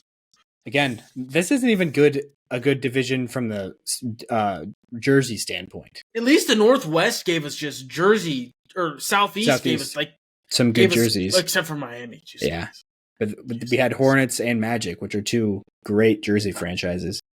Yeah, I'm gonna go with their current blue stripes that they rock, City Editions, I guess. Yeah, they're like a throwback that they've had the past couple of years. Hakeem. Like I guess maybe Hakeem played in them at the end of his tenure. I was just thinking of him as like the weird middle between Yao and Hakeem. Yao probably played in these. Yeah, I think both Hakeem and Yao. The ones that are dark blue with the white dark pinstripes. Blue with and it's got like the planet that's a basketball and a rocket zipping around it. Yeah, I've definitely seen. I always just think of the red Houston for Hakeem. Oh yeah, because that's when they won. Right? The red and yellow. Yeah. Yeah. Yeah. Also, they have some. They've never had terrible ones. They have a pretty great Christmas one, the Curse of Christmas, because they did like a light gold with the red. And then they also did a couple that had Mandarin on it. Oh yeah, I like that. Those were their first City Edition ones. Yeah, I honestly kind of liked those. I used to play with those on, like, put those on in 2K to use them. Those ones are pretty good. I do also like another one of their recent throwbacks is while Russ and Harden were still there. Well, with the Houston is like kind of diagonal, pretty big white letters. It's a red jersey. Has yellow on the collar and sleeves. Like a throwback to the Hakeem era. Mm-hmm. Era. Yeah, I like those. The black Houstons are also good. Black Houston, so it says Houston just on the chest. Black and Houston. Mm-hmm. I like those. It's nothing. It's not like an all-time. It's just fine. Yeah, honestly, in terms of like their normal jerseys, especially towards the end of Harden's tenure there, and they're still decent. Right now, I like them. Yeah, I like the font on the Rockets now, like their current like normal away jersey and home for that matter. But I like that. It's like thick, very kind of straight and bold letters. They're doing another H-Town jersey this year as their City Edition. It is a cursive H-Town with blue accents. Looks like it could be a Chicago jersey. Actually, now that I'm thinking about it, I think because Chicago also has a jersey that is almost identical to this. It's white with red lettering and a blue outline. Oh, okay. Interesting. Are you sending that to me? Oh, I can. I just was trying to see if I was correct on the... Yeah. I just don't see it on the... Is it on your website that you've been using? Yeah. Okay. I'll just find it on there later when I'm editing then. But yeah, I like those ones. I think that probably gets it done. They just straight up yoinked. Yeah, this is terrible. I'll send you these. Okay. This is atrocious. Yeah. I don't love any... There's not any Rockets jerseys that blow me away, but I think their normal jerseys are pretty solid, to be honest. As solid as they come for just the standard ones. And that is fine and good. For sure. Hey, just want to take a quick break from this episode so I could tell you guys about how I just launched my new Patreon page. If you don't know about Patreon, it's a great way for people to support creators with a monthly subscription. Becoming a Patreon supporter can even come with a few perks, like early access to new episodes and getting special shoutouts on the podcast. I've recently started working part-time at my job so I can focus more time and energy on the podcast and YouTube channel. So any support would be massively appreciated, and it helps me towards my hope of making this my full-time job someday. So if you want to help support me in that, please head over to patreon.com/hooptheory. That's Patreon, patreon.com/hooptheory. Thank you so much for listening, and enjoy the rest of the show. Hello? Am I back? Yes, you are. What happened? My internet bumped. Mine did too. Mine said no internet connection. Mine And also did, so it must have been a Riverside problem. Because I checked my speed. yeah. Oh, I hope our recording stopped fubbered up. Well, it started a new one. So I don't know when it cut off.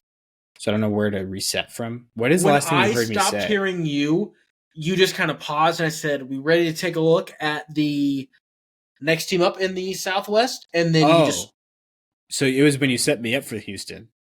I went all the way through their ceiling to floor range, and I went to the for their line. Memphis. Oh, not Houston. Yeah, I meant Memphis. Sorry. Yeah, I did not catch any of that. Okay. Yeah.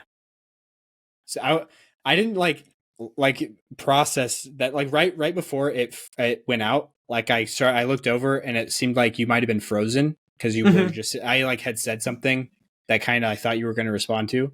I looked at you and it was like you're just like blank, and then it just everything went black. So that is one thing that I'd like to give us credit for. I think we do a lot better job of not talking over each other. We've got stuff figured out pretty well. We still do it sometimes, more me to over you because I suck at that. But I feel like as a general consensus, we do a better job of not like speaking at the exact same time. Yeah. Also, it's hard with sometimes you can tell that the call has a little bit more of a latency. Where there's some episodes where we start like everything we're saying until we get used to the lag, like everything we keep saying is right at the same time as the other person is saying something. So and then we both stop, and then someone starts, and yeah, that happens a lot. But I can tell that it's usually, I think it's because of the lag on the call. So it would be better. We haven't recorded one in person yet, but that would be fun, honestly. I thought about it when I was at your guys' place that we should try to knock one out that would have been cool, but just didn't happen. Yeah. I recorded one in person with Isaiah Roby. That one was cool. That is dope. Are you going to reach out to him again? I don't know.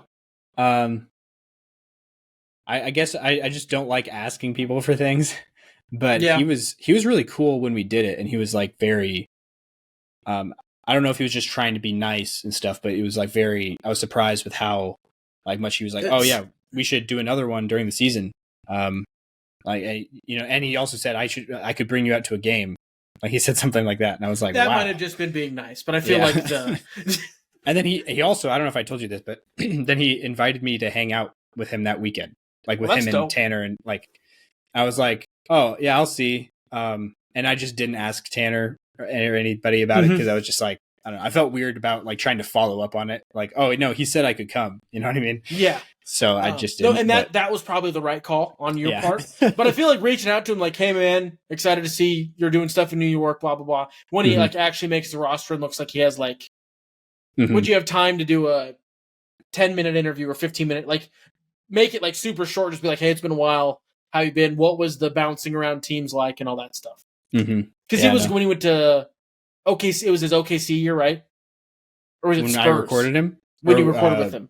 Interviewed him. It was right after he got signed by the Spurs. So it was, last summer. Post OKC. August, yeah. It was like the day before my birthday, actually. It was August 4th. Okay.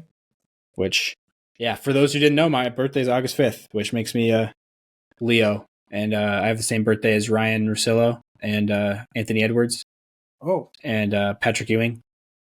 I'm the two fish. I need to remember what it is so I don't have to keep feeling like a dummy. You're the two fish? It's like two fish is because Leo is. Oh, okay. I thought you were talking about something else still, but yeah, two fish. I don't know astrology signs at all. The only reason I know I'm a Leo is Pisces. Okay. The only reason I know I'm a Leo is because of a class that we both took in high school, where one of our teachers had a get to know you thing where he made us like write. One of the questions was, what is your sign? And that's when I had to figure it out. But so apparently I had to do that too, just didn't remember. Yeah. It was, I'll say the class. Well, apparently my detriment is Mercury, and in an elementary school play, I was Mercury, the closest planet to the sun. And when you list the planets in order, I am number 1. That was my exact line in the play. Oh, I don't remember that play. I was in like first, second grade. I would have been there too. Yeah. I don't remember. Ironic though, because I'm two fish, can't swim. It's hilarious. Nice. I don't know what any of these speaking of high school things mean. Fun. I heard a song come on my Spotify earlier today.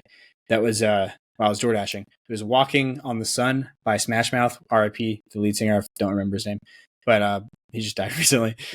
I'm sorry. Okay. I didn't mean to run laugh that one back to get another. I'll give you his name so you can just know it. Yeah. But I would cut out the laugh. I don't know. I mean, if I can explain after, I don't know. I don't really care. Steve Harwell. Harwell.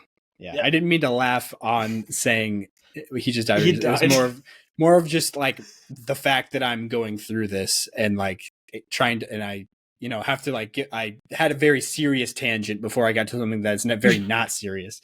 Is more of what I was laughing at.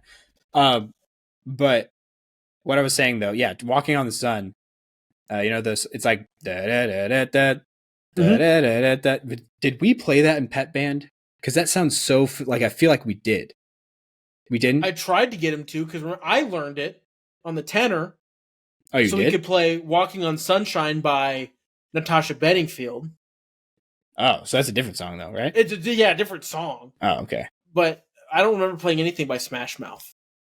Yeah, I don't remember that either from the concept of it was a Smash Mouth song, like I don't remember making that connection, but that song, like the let me listen. Just it feels so like I almost felt like I could start playing. Like I didn't have a saxophone obviously with me, but I just was like, wow, that I feel that was visceral. It was a visceral sort of connection my brain made to like, oh yeah, I feel like I've played that. We played we played the where it's like, is that this song? I don't think it is.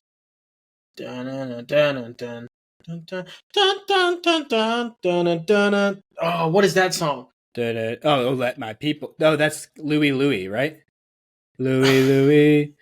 Dun, dun, dun, dun, dun, dun, dun. That's what we played. Dun, dun, dun, dun. Yeah, that's what we played in Pet Band. That's Louie Louie, yeah. Yes, which it's an similar very, vibe. Very old song. Yeah. It's like from the 60s or 50s, maybe even. I think. Like the recording on Spotify of it is very, very rough. I think it's called Louie Louie.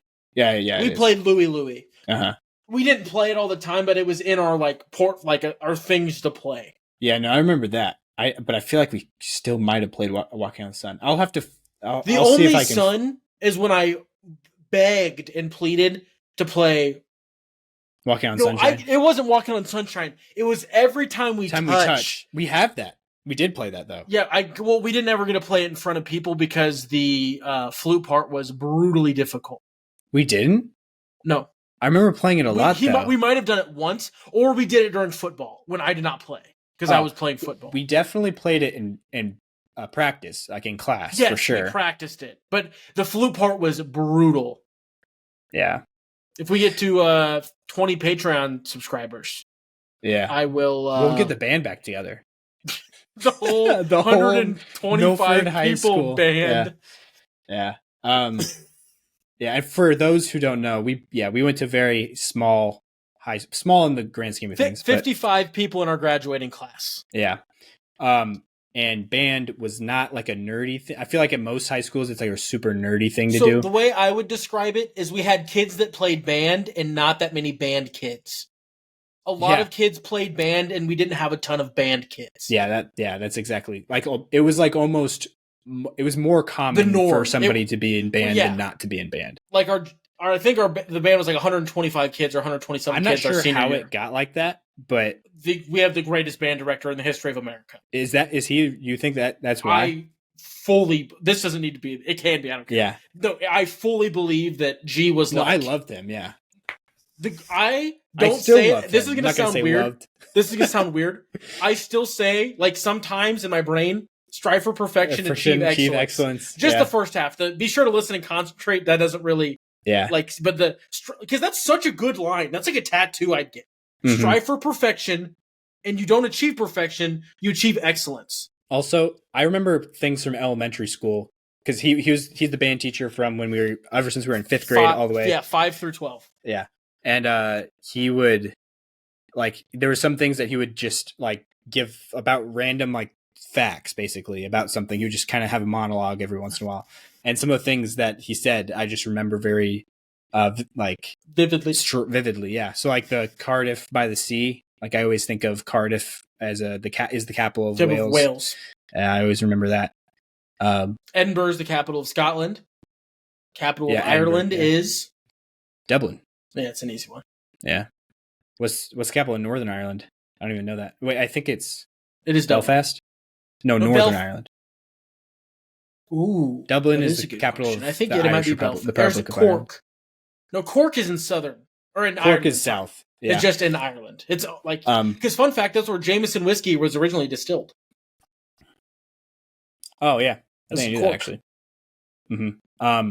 But in I've been to Northern Ireland for those. Well, both times I went to Ireland, we flew into Dublin and then took a 4-hour bus ride up to Londonderry, which is right on the border of Northern Ireland and Southern Ireland, or the Irish Republic, or whatever you want to call it. I've not gone back to the homeland. I will someday, but I have not yet. Yeah, but Belfast is definitely the biggest city in the northern realms. I have all the knowledge of human history at my fingertips. But yeah, I'm not sure what the capital Belfast. is. Okay, and that's also where somebody's from. Was it U2? U2's either from Belfast or Dublin. Famous people: Van Morrison. CH is C.S. Lewis. Oh, really? From Belfast. I had no idea. I thought he was American, honestly. I do know that Derry, the city that we went to both years, it was for like a mission trip back in high school. But Londonderry, the band Snow Patrol, the song. Why do I know this guy? Kenneth Branagh. Yeah, I don't know. What's this? Chasing Cars by Snow Patrol. You know that song? Yep. I think that's the only song I would know by Chasing Cars. I know by Snow Patrol. Yeah. They have a song called The Run. I know the Run song. Now that I hit play, I know Run. But anyways, they are from Derry. Cool. Fun fact. But yeah. This and also another fun fact, the reason why it's called Londonderry is because it's right on the border. There's some people who are loyal to England and some people who are very loyal Not so to much. Yeah. So it's kind of like a Catholic Protestant divide. It's a very contested place at a river. I've never went. I just memory serves that I believe the river's the hard line. The river foil is what it's called. Which I love that in some European countries, at least, how they put the river and then the name of the river. The river Thames. Yeah. So it's the river foil. But so it's called London, or Londonderry is like the politically correct way to say the name of the city, because some people want it to be called Londonderry and some people just want it to be called Derry. So in order to appease, you say Derry Londonderry. Oreo. Yeah. Yep. Or sandwich. Most people would just call that a London sandwich. Mm-hmm. Dairy bread. Yeah, Londonderry is one word. It's like it's interesting. It's just slammed together. Londonderry, because it just means that it's like affiliated with England, I guess, is all that means. But or with the UK, United Kingdom. But regardless, I don't know if this part will be included in there or not, but it might be. I've been thinking about asking you this, that we should do a second podcast. Like, we should do one episode of Hoop Theory every week. And I don't know if the other one might not be an every week thing, but we should do a podcast called Thinking Out Loud or something like that, where we just like talk about whatever. Okay. If you want to. That is something that I would enjoy. But We pretty much do that an hour before that's what and an I'm hour saying. after. Yeah, that's what I'm saying. I feel like we should separate that and So not yeah, have it everyone, man, these guys talk for 80 minutes. No, we talk for like 3.5 hours every episode. Just kidding. That's not quite true. But sometimes there we have before. There's like one recording that's like 5 hours long. Yeah. That like almost, that was not good. Conducive. Idea. I don't know why we recorded the whole thing, but it was fine. Yeah, it was fun. We played a bunch of quizzes and stuff on Sporkle. But anyways, we were talking about Memphis Grizzlies. I don't think you even guys started them. We didn't even get to the start. I did, but I don't know if we got any of it. Oh, so I think it's safe to just kind of... Yeah, I'll start it over. So technical difficulty slogan, Memphis Grizzlies.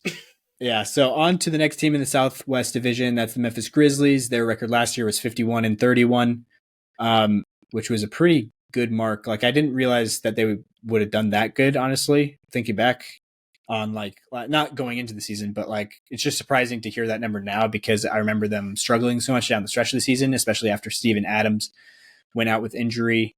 And then also Ja Morant getting suspended. That's the Miles Bridges thing. Also got arrested, or is a warrant out for his arrest? We totally dropped the ball on that one. Who? Miles Bridges. Mikal Bridges. Mikal Bridges. Miles Bridges already been there, done that. Mikal Bridges. Oh, so you weren't mixing them up. I've not heard this at all. Mikal Bridges yesterday. Let me give it a goog. Yeah, you can basically say his name however you want because the way I most commonly hear it said is so wrong. I'm so sure Gregory of it. Bridges? Can I say that? Is that his real name? No, I just said. Oh, I mean, I just meant like, yeah. But people say, most common when I hear podcasters and people say like most of the time is Mikal, which is totally not right. Like the way he says it.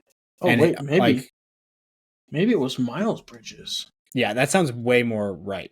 Like Mikal Bridges is such a innocent. Like, so it was Miles Bridges. Yeah, has criminal summons issued.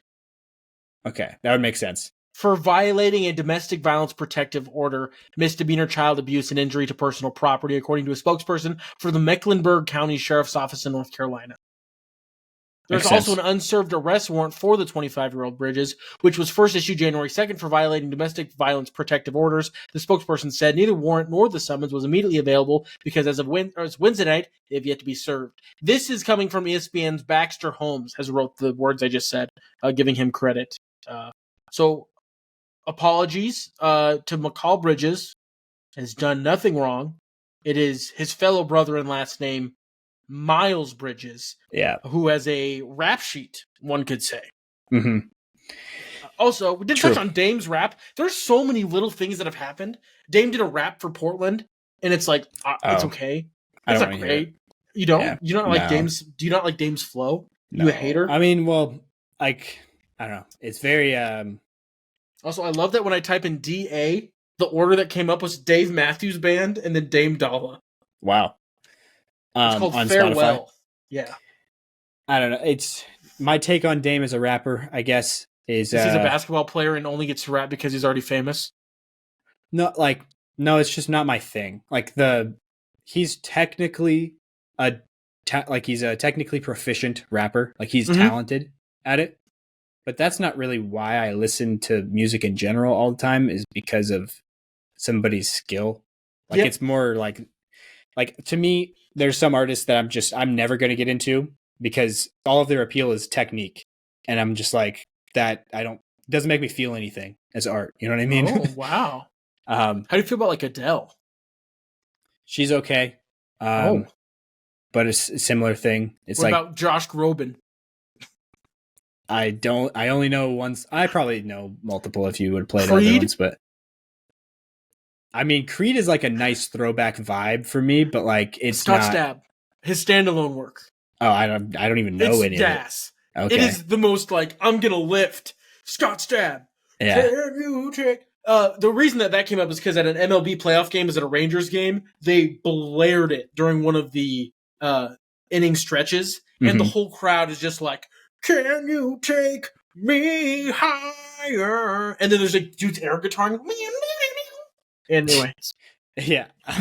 Sorry, but Memphis Grizzlies.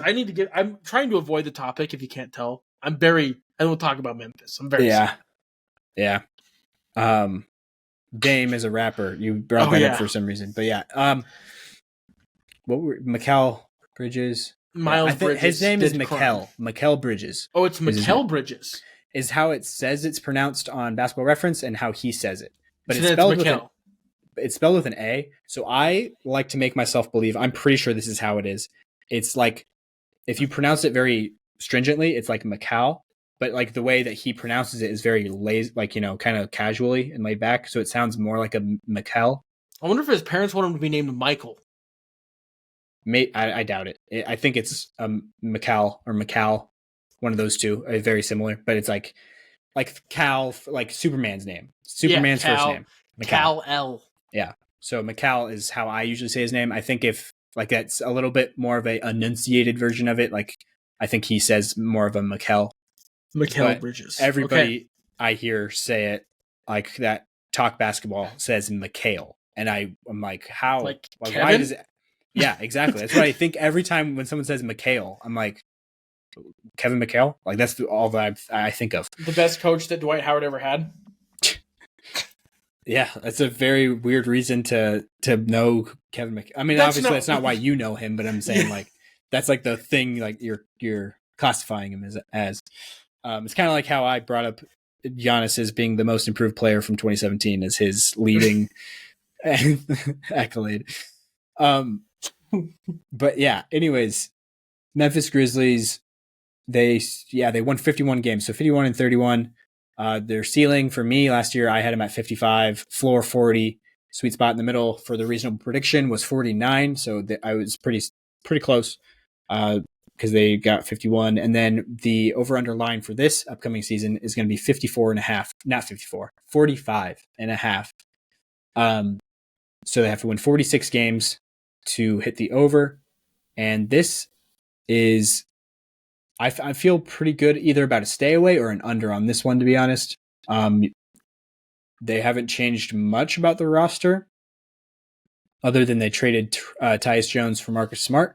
Which is a big old L for what they need as a backup point guard. I don't think they understand. Like, there is a reason that the team performed better when Ja wasn't playing, and it wasn't because everyone else felt the need to step up. It's because Tyus Jones is undervalued and underappreciated of being the guy that gets people the looks when they need them. He's a game manager. Yeah, he's a really so good I'm going to do the stay away because I need to use it, but I would also feel good about the under because I'd like this. I don't feel great about it. I just don't. Yeah. I just don't. Especially with Ja missing the first 25 games. Derrick Rose is like the only other actual point guard on the team. Marcus Smart he's a point guard if you need him to be, but that's not where he's gotten very much better at being a point guard in the past, I'm going to say year and a half even. Yeah. I think that was that was an underappreciated part of the Celtics, like turning it on, quote unquote. Mm-hmm. 2 years ago, where after the All-Star break, they went just crazy. And I think it was because Marcus Smart's point guard brain flicked on more than it had in the past. For sure. Yeah, and the offense a lot of other things happened, but giving him Mm-hmm. They just but yeah, I'm going to stay away from the Memphis Grizzlies for me. Love Desmond Bane though. I think he's my favorite Grizzly. Obviously, not other than Marcus Smart. Yeah. But I think favorite, Steven Adams is my favorite. Oh gosh, dang it! This team is just a load of lovable guys. David Roddy. I like David Roddy personally, but big body Roddy. I also like Jaren Jackson Jr. Don't mind him. But yeah, Desmond Bane's part of the greatest clip from this summer. And going, defensive player of the year is supposed to jump. Yeah. Also, he caught a random stray from you earlier this episode when you said that Team USA was without elite rim protection, and now that that's true. Yeah, and also Walker Kessler is also on the bench. Which I said they should have. They just didn't use it right. Oh, gotcha. Yeah, but I said that. Oh, that's what I meant. I should have said it later on. Yeah, I think now that you say that now, like I feel like you did say something like that. I also was just trying to think of a transition to get to Joel Embiid playing for Team USA. But yeah, Jaren Jackson Jr., Defensive Player of the Year last year. So there's nothing about this team that is like drastically different. And yeah, John Morant missing 25 games is going to be pretty big, I feel like. So I'm going to do the slight under. You're going to stay away because I feel like they will win 40 games. I'd be surprised if they didn't win 40. Yeah, that would be a shock. Like a 500 team is what I would be like, okay, that's a great line. If the line was 43.5, I'd be like, that's tougher. But 45? 45.5, yeah. That's in a rough West. Rough West. Yeah. So, going to pick the under on that. And then on to New Orleans. Watchability. No. Yeah, watchability for the Grizzlies. They're pretty high, honestly. I'll give them a 6-8. Okay, I was going to go 7-2. All right, I'm going to go 7-7. Double sevens. And the best Grizzlies jersey is one that doesn't exist. It would bleed people's eyes, but I want to see it. A yellow alternate. Yellow? Where they wear it's just like one of their standard Memphis jerseys, but it's all yellow. I don't think it exists yet, and I wish it did. Huh. Yeah, I don't like these new... Are these real? These Nike... It says 2023 Select Series. Like it's like a frosty blue color where the text on the jersey is very faded. Like you can't really read it very well. You know what I'm talking about? The Warriors have the same exact thing. But I don't know if they are like going to be in game wearing. I doubt they'll be in game. If another team has the same jersey, I doubt it'll be a game thing. Well, it's the same type of thing. It's not the same exact, but yeah, it's just like it just doesn't seem like it would be good to wear on court. Like you wouldn't be able to read anything on the jersey. What is it? Which one is it? It's the image I'm on. It says 2023 Select Series. I don't see that on the website I always look at. It doesn't mean anything, but I'm also joking. The best Memphis jersey is the Vancouver Grizzlies. It's not really close. Yeah, those are pretty good. I like those ones. I don't think they're as good as... In the past, they have had yellow jerseys, throwing back to their ABA days. ABA? They were an ABA team? Weren't they an expansion team? Vancouver might not have been. I don't know. Vancouver was an expansion team. I don't know. In 2011, 2012, a 2011, 2012 ABA throwback uniform. Oh, that's what it says? Yep. They might have... Maybe there was an ABA team in Memphis. That might have been what it is. Like, it wasn't the same franchise, but it was like Memphis had a team before. Because I'm pretty sure Vancouver and Toronto were expansion teams the same year. Just expanding into the Memphis Tams. There's only 2 years. Oh, okay. Tams? And it... How do you spell that? TAMS. That's weird. I don't know what that means. But I'm reading to figure out. Yeah. But yeah, I don't... There's no Memphis jerseys that I'm like in love with. Like, I know that a lot of people really like those Vancouver jerseys, like the whatever color that is. Worst. They're the worst teal jersey. I shouldn't say the worst, but in terms of those throwback teals that like a weird number of teams have, they're on the lower end. Yeah, I'm not big. Like, it's not like I don't dislike them by any means. I think they're a good jersey, but they're not like insane to me. You know what I mean? Not like in the Hall of Fame for me personally. I'm guessing Tams is a polar bear. Because their colors were Kelly Green, California Gold, and Polar Bear White. Tams. They only were in existence for 2 years. TAMS. What is a TAM? A hat? Oh my goodness, it's the hat. That's why they're all wearing these stupid hats. It's like a knickerbocker. It's a play on it. It's the hat with the little... thing on the top. It's like a knickerbocker. It's just a random piece of clothing named NBA team. It's a specific hat. I thought knickerbockers were pants. They are pants. Yeah. It's like a... Oh, I see it. Yeah, like a French artist. Not French. I think it's there's Scottish. Different kinds. So there's also like the Jamaican, like the Rasta hat. But that's not a Tam then. That's what's also coming up when I type Tam. So what I see from Tam, all of them look hecka Scottish. It's the Scottish hat that matches the kilt. You got your kilt and Tam ready, brother? With your bagpipe? I'm learning to play the bagpipe, by the way. Side note. You are? Was that real? Or is that's real. Wow. So I bought a chanter, which is so it's not the bag, it's just the note part. So I can practice songs before I get bagpipes. Huh. It's a round Nice. hat with a wooden wool in the center, originally from Scotland. So it's the Scotland stereotypical hat. But I also am now seeing it's a Rasta tam. Yeah. Because I think that maybe with the parameters of what makes a tam is something with the how it's made. Or the ball on the top, maybe. No, the Rasta one doesn't have that. The tam is a millinery design for women based on the Tam O'Shanter military cap and the beret. Sometimes is also known as a tam cap, or the traditional term is Tam O'Shanter.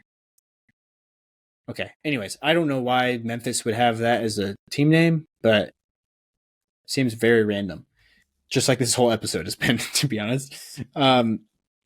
But yeah, so I'm going under. You went stay away. Oh yeah, we just got done talking about their jerseys. We didn't really bring any up, very many at least, but I don't. No, because they don't have really a bunch of remarkable ones. They're all just fine. Yeah. The new City Edition looks fine-ish. I was about to say their City Edition for 21-22 is my probably pick for my favorite Memphis jersey all time. Actually, I think the 2021 season, they're calling it the classic jersey. It's like a more tamed and toned down version of the just teal Vancouver Grizzlies in your face. That might be it. It's just black with red and teal on the side. That's it, I think, for me. Yeah, I like those ones too. Those are good. But yeah, so that will be it for the Memphis Grizzlies. On to the next team is the New Orleans Pelicans in the Southwest Division. And their record from last year was 42-40, so they're slightly above 500 rather. And my reasonable prediction for them was 46 wins. The ceiling was 53. The floor was 35. So they were in that range pretty squarely. A little bit on the lower side, though. Obviously, Zion missed a lot of last year. Did not return for the playoffs. And so their line going into this season is 44.5. So they have to win 45 to hit the over. And I feel like this is going to be very dependent on whether or not Zion Williamson plays at least like 50 to 60 games, which is not a safe bet ever. Because I don't think he has done that yet. I'd be surprised if he's played over 60 or around 60 games. And also, we just saw Brandon Ingram have not a very good summer. Also playing. He was in a bad situation. I'm almost throwing that out the window. Okay.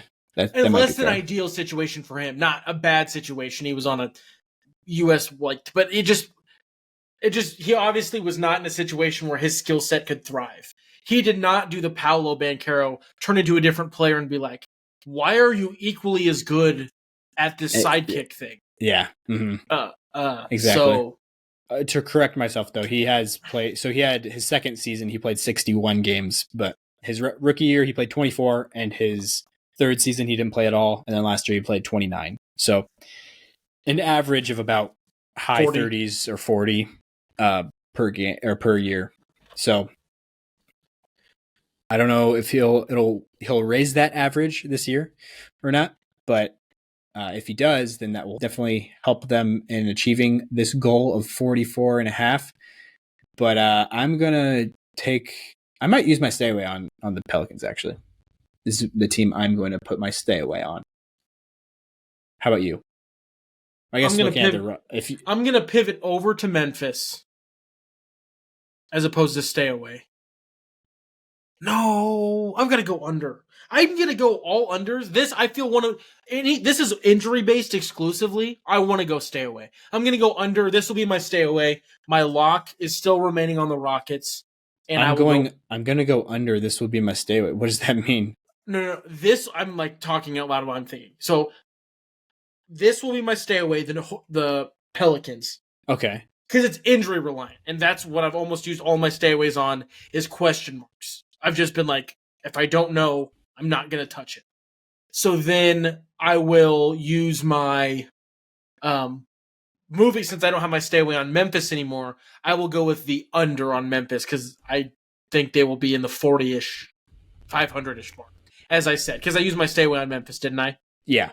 That's So where I'm you had going to it. move it to the Pelicans. I hate to do the same thing, but I just because if Zion plays, I think they get this easily and maybe compete for the West.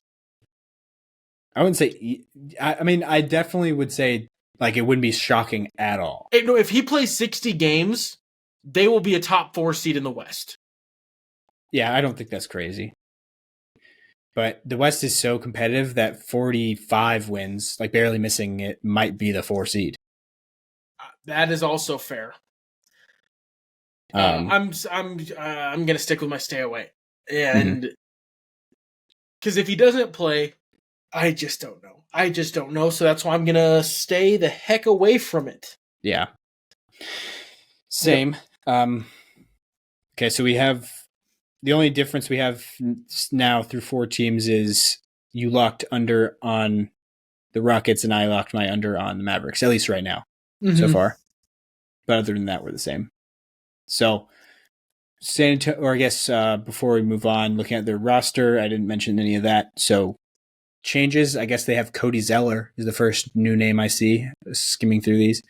Jordan Hawkins is a rookie this year, a sharpshooter from UConn, national champs. But yeah, other than that, it's all returning players. They got CJ McCollum, Zion Williamson, Brandon Ingram, Jonas Valanciunas, Herb Jones, Larry Nance Jr., Dyson Daniels, Kira Lewis Jr., Trey Murphy III, Najee Marshall, Jose Alvarado, and EJ Liddell. So not a whole lot of... I don't even think this roster's full yet. I think they still need to fill a couple spots. But the I still think that, you know, they're a very deep roster. No, I shouldn't say very. In the modern NBA, they're not all that deep, but like definitely some guys here that would play at other places. Yeah, for sure.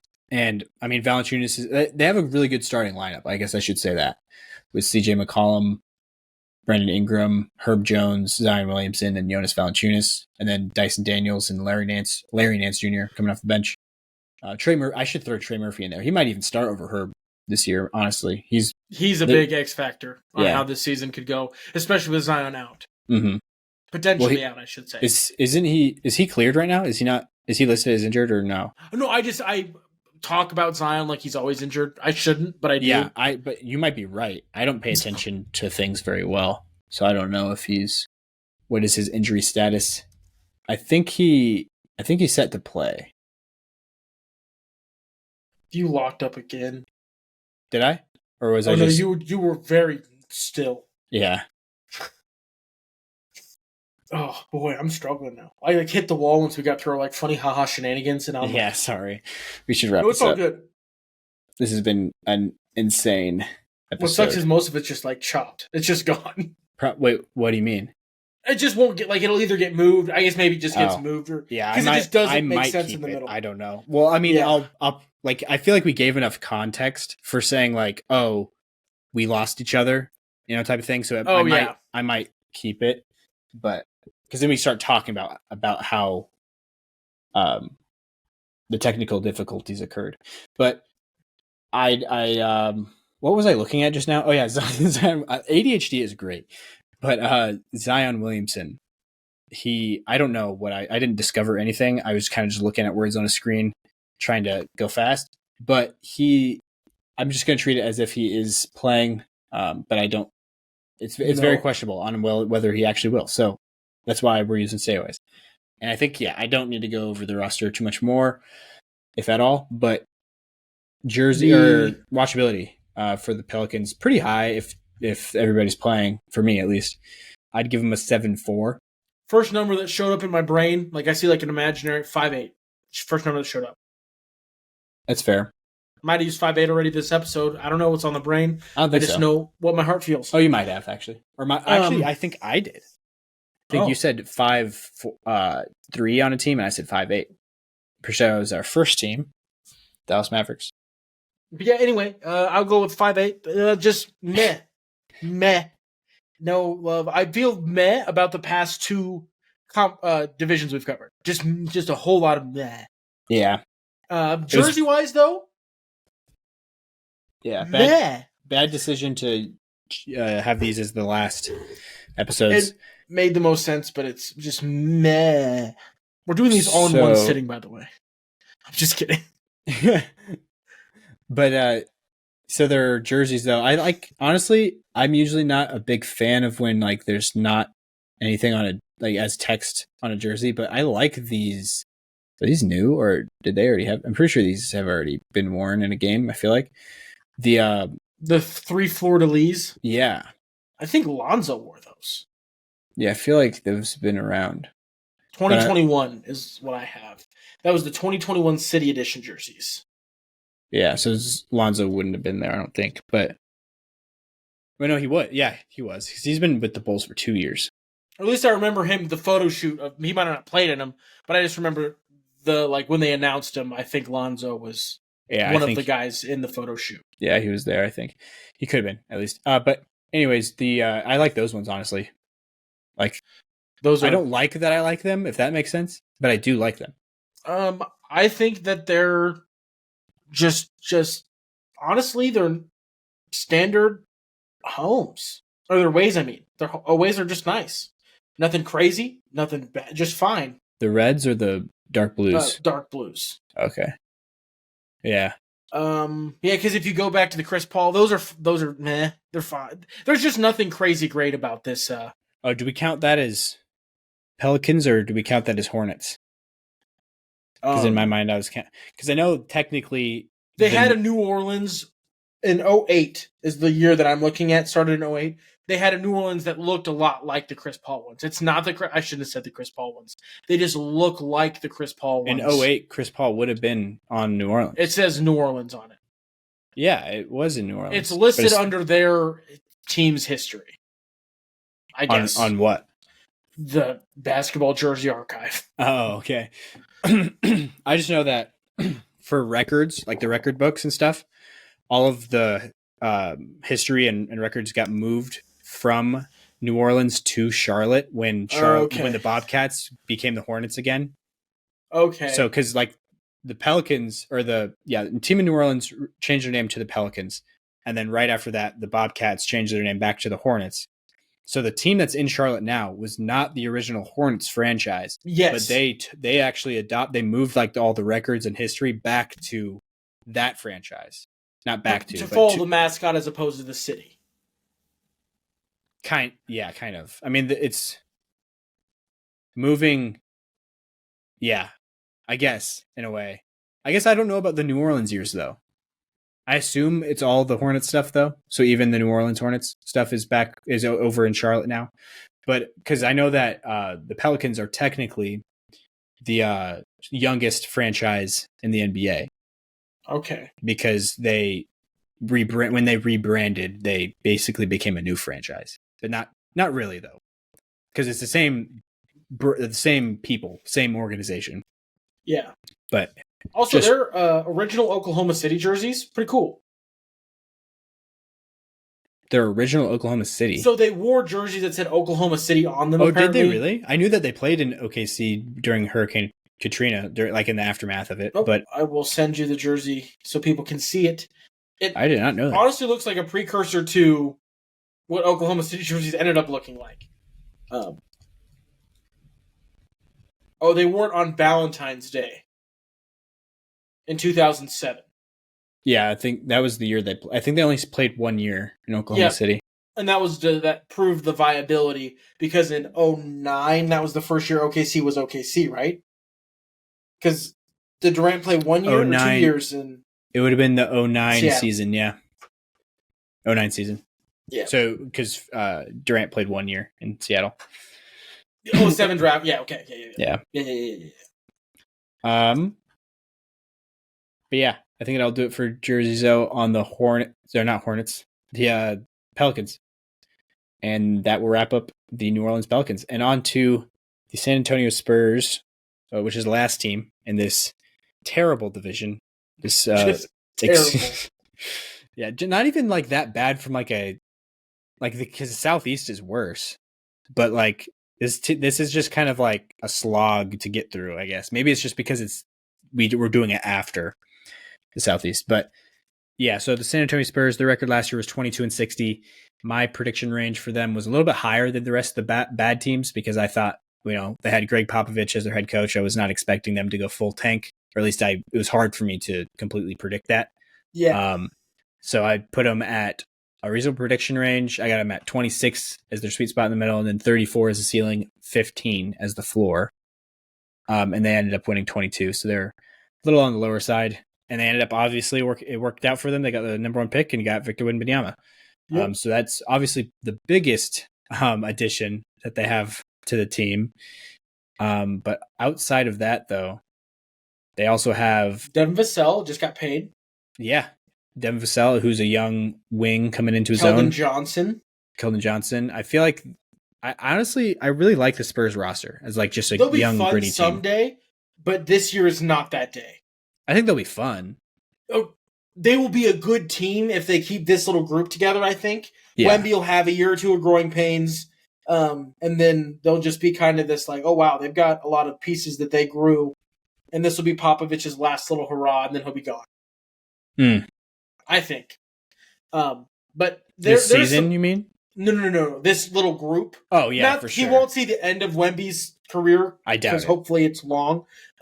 He might be dead before. Just because he's that old. He's 74, maybe 75. Average life expectancy in the U.S. is like 77, I think. Oh, really? Yeah. That's lower than I thought it was. I thought it was like 80. He's 74 right now. He 77.28 years. For okay, well, male this is and a little female? Is that everybody? Yeah, it's everybody. It used to be 78, almost 79, and then 2020 happened, and it dramatically dropped. That makes sense. So that's a little bit fudged, not fudged, but like fluky. The world happened. Yeah. And so, but interestingly, everywhere saw a drop, including Canada and the United Kingdom, but the U.S.'s was by far the most aggressive. Yeah, that would make sense. The average male is expected to be 73.5, and the average female is 79.3. I didn't know it was that big of a difference. And also 73.5 to 79.3 averages up to 77.2 somehow. These might be from different years. It might be these might be different years. I don't know. Because I was going to say, I thought it was like 50, pretty close to 50% for male to female ratio. And, this might be different years I'm looking at, because this website looks like I'm going to get a virus. So I'm going to get off of it. Yeah. But anyways, he'll turn 75 during the course of this NBA season. So he's already over the expected life expectancy. The CDC for this year, 2021, 2 years ago, because I don't have new numbers. 20 for both sexes, 76.4, males 73.5, females 79.3. Makes sense. Interesting. Well, there you go. There's the life. That's how long you guys have left to live. Don't worry, I'll keep the under so you guys can go over.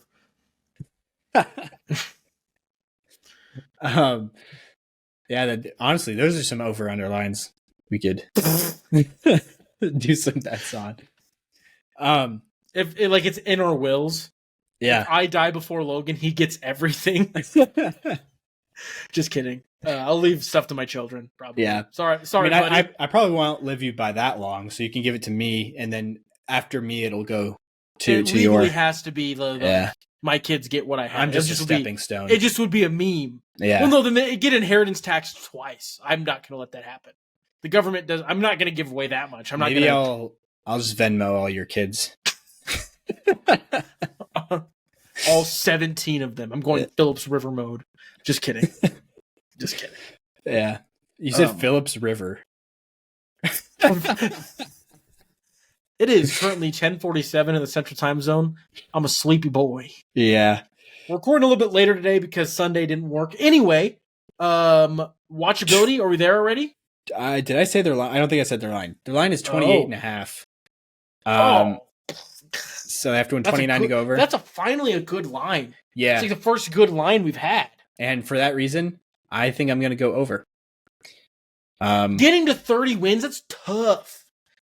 29 is what they need. But still. But I don't know. It's just I can't roll straight under. I'm going to go over. You can if you want to. I am going to. You know what? I hate wins. I hate when teams win. Wemby is going to have a really rough rookie season, further leaning into my prediction. Kia Rookie of the Year, Chet Holmgren, all aboard the Chet train. Boop, boop. Mm-hmm. I'm going to just commit to it. And yeah, there we are. They also got. I am going under. Nice. So straight. This is the first division anybody's ever done that on the show. Probably wrong. But for people wondering, I always do worse than Logan by a wide margin in these things. Always. I mean, this is only the second time we've done this, but like my locks are always terrible. That's where I get wronged. Is my locks are always wrong. Yeah, I feel like that's probably where you went wrong. And I also, the inverse of that is like where I just kind of lucked out maybe a little bit. Like I remember I locked the Nuggets over that year, and they only hit it by 1. Like it was very close. But I wasn't expecting MPJ to be out that entire season. I already knew Jamal was, but then MPJ was also. But then also I locked the Cavs over, which was easy for me because that was like 27.5. And I locked over. They won 45 games that year. Did you hear that? 45 games. They win 45 games, and the over-under line was 27.5. Wow. Yeah. So that one was easy. That had to compute. That had to compute for a second. Yeah. No, I knew that you were doing your thing where you're reading something and I say something and you just have too many things going on. My brain is too small. Yeah, no, I do the same thing. That's why. Yeah, I'll work with you on it, man. I'm not gonna get mad. I'm just gonna repeat what I said. But anyways, the other lock I did was the one I mentioned earlier, which is the Rockets. I locked their under, which worked out as well. But so those ones were like, it was. What I'm saying is this year feels so different compared to that year, 2 years ago when we did this, because that year when we did this, I just remember having very strong opinions about all the lines I saw. And I was like, I had a pretty different feeling than what the Vegas odds were. This year, it's like every team Vegas did a good job. Yeah, I feel like every team's over under could be like 41.5. You know what I mean? Like I just not every team, but more than any other year. It's like it feels like every team's going to be fighting for the middle. The middle 10 teams of the NBA could all be at 40, 43 wins, and you'd be like, that's a tough one. Yeah. Mm-hmm. Like, not the top of the top, but not the bottom of but just in the middle, you'd be like, that's a tough. Yeah. It's a big melting pot. Yeah, I'm going to stick under. I'm not going to lock it or nothing. I'm just going under. Wemby has growing pains. Yeah. Anything. Literally? Like both? Physically? Maybe. I don't know. Yeah. But, to mention, we didn't really go through the roster very much, but they also have Trey Jones on this roster. Ken Birch is on this team. Zach Collins, Jetty Osman is a recent addition. One of the Hoop Theory favorites. I might, put him on that list. Jetty Osman's up there.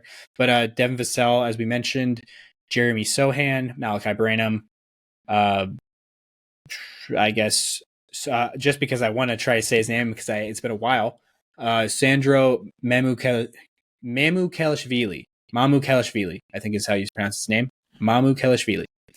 But He is on this team. And Sidi Sissoko. But yeah, so that is the San Antonio Spurs roster, and that is why I'm going to go a slight over, just because I feel like Wemby looks like dominant, and if he stays healthy, then it'll be a good year. And they have some nice players on this team with Keldon Johnson and Devin Vassell that I respect a lot. Yeah.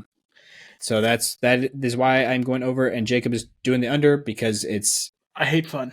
And also they're just not that great of a team, and it's very not likely, but it's very possible that they wouldn't win 29 games because that's a decent amount for a bad team. And they also have to play a lot of West teams, and there's a lot of good teams in the West. Yeah, watchability. Are we to that point here for the Spurs? I think we are. Watchability. I'm gonna put it pretty high because they're gonna have a circus attraction at the beginning. I say they start at like an 8-9. Yeah. Just to watch a couple games of Wemby, but then they'll drop to a low 6, a 6-1 and a quarter, like a lower score for sure as the season wears on. But I will be tuning into the first probably 5 Spurs games. I'll be like, Let's see how Wemby's cooking. Yeah. Just jump in the middle of the year probably as well. I will catch every single OKC Spurs game for sure. Mm-hmm. I will go out of my way to watch that. Because that'll be a rookie of the year battle. So yeah, if only they were in the same division. That would be they great. will be, probably, maybe because the NBA is primed for expansion, Mr. Adam Silver. But even if they did that, I'm pretty sure they would probably go to the NFL system. They wouldn't like just expand the comp. Like they wouldn't put 6 teams or whatever, 6 teams in one division each of the conference. They would probably make it 4 divisions each conference. Texas and Oklahoma, that's a division. That's true, but where would New Orleans go? Southeast. So like New Miami Orleans and New Memphis Orleans would also go over to the East? You only one team can go over to the East. I thought you were saying they go full NFL and just break East-West. What? They go like ABC and NBC. American Basketball Conference and National Basketball Conference. No, why would they do that? Because that's what the NFL did. That's exactly what the NFL has. But that doesn't make any sense to do that now. Isn't the only reason they're like that is because there were 2 separate leagues at one point? Yeah. Well, the NBA was too. But there's only a couple teams that came over in the ABA merger. Yeah.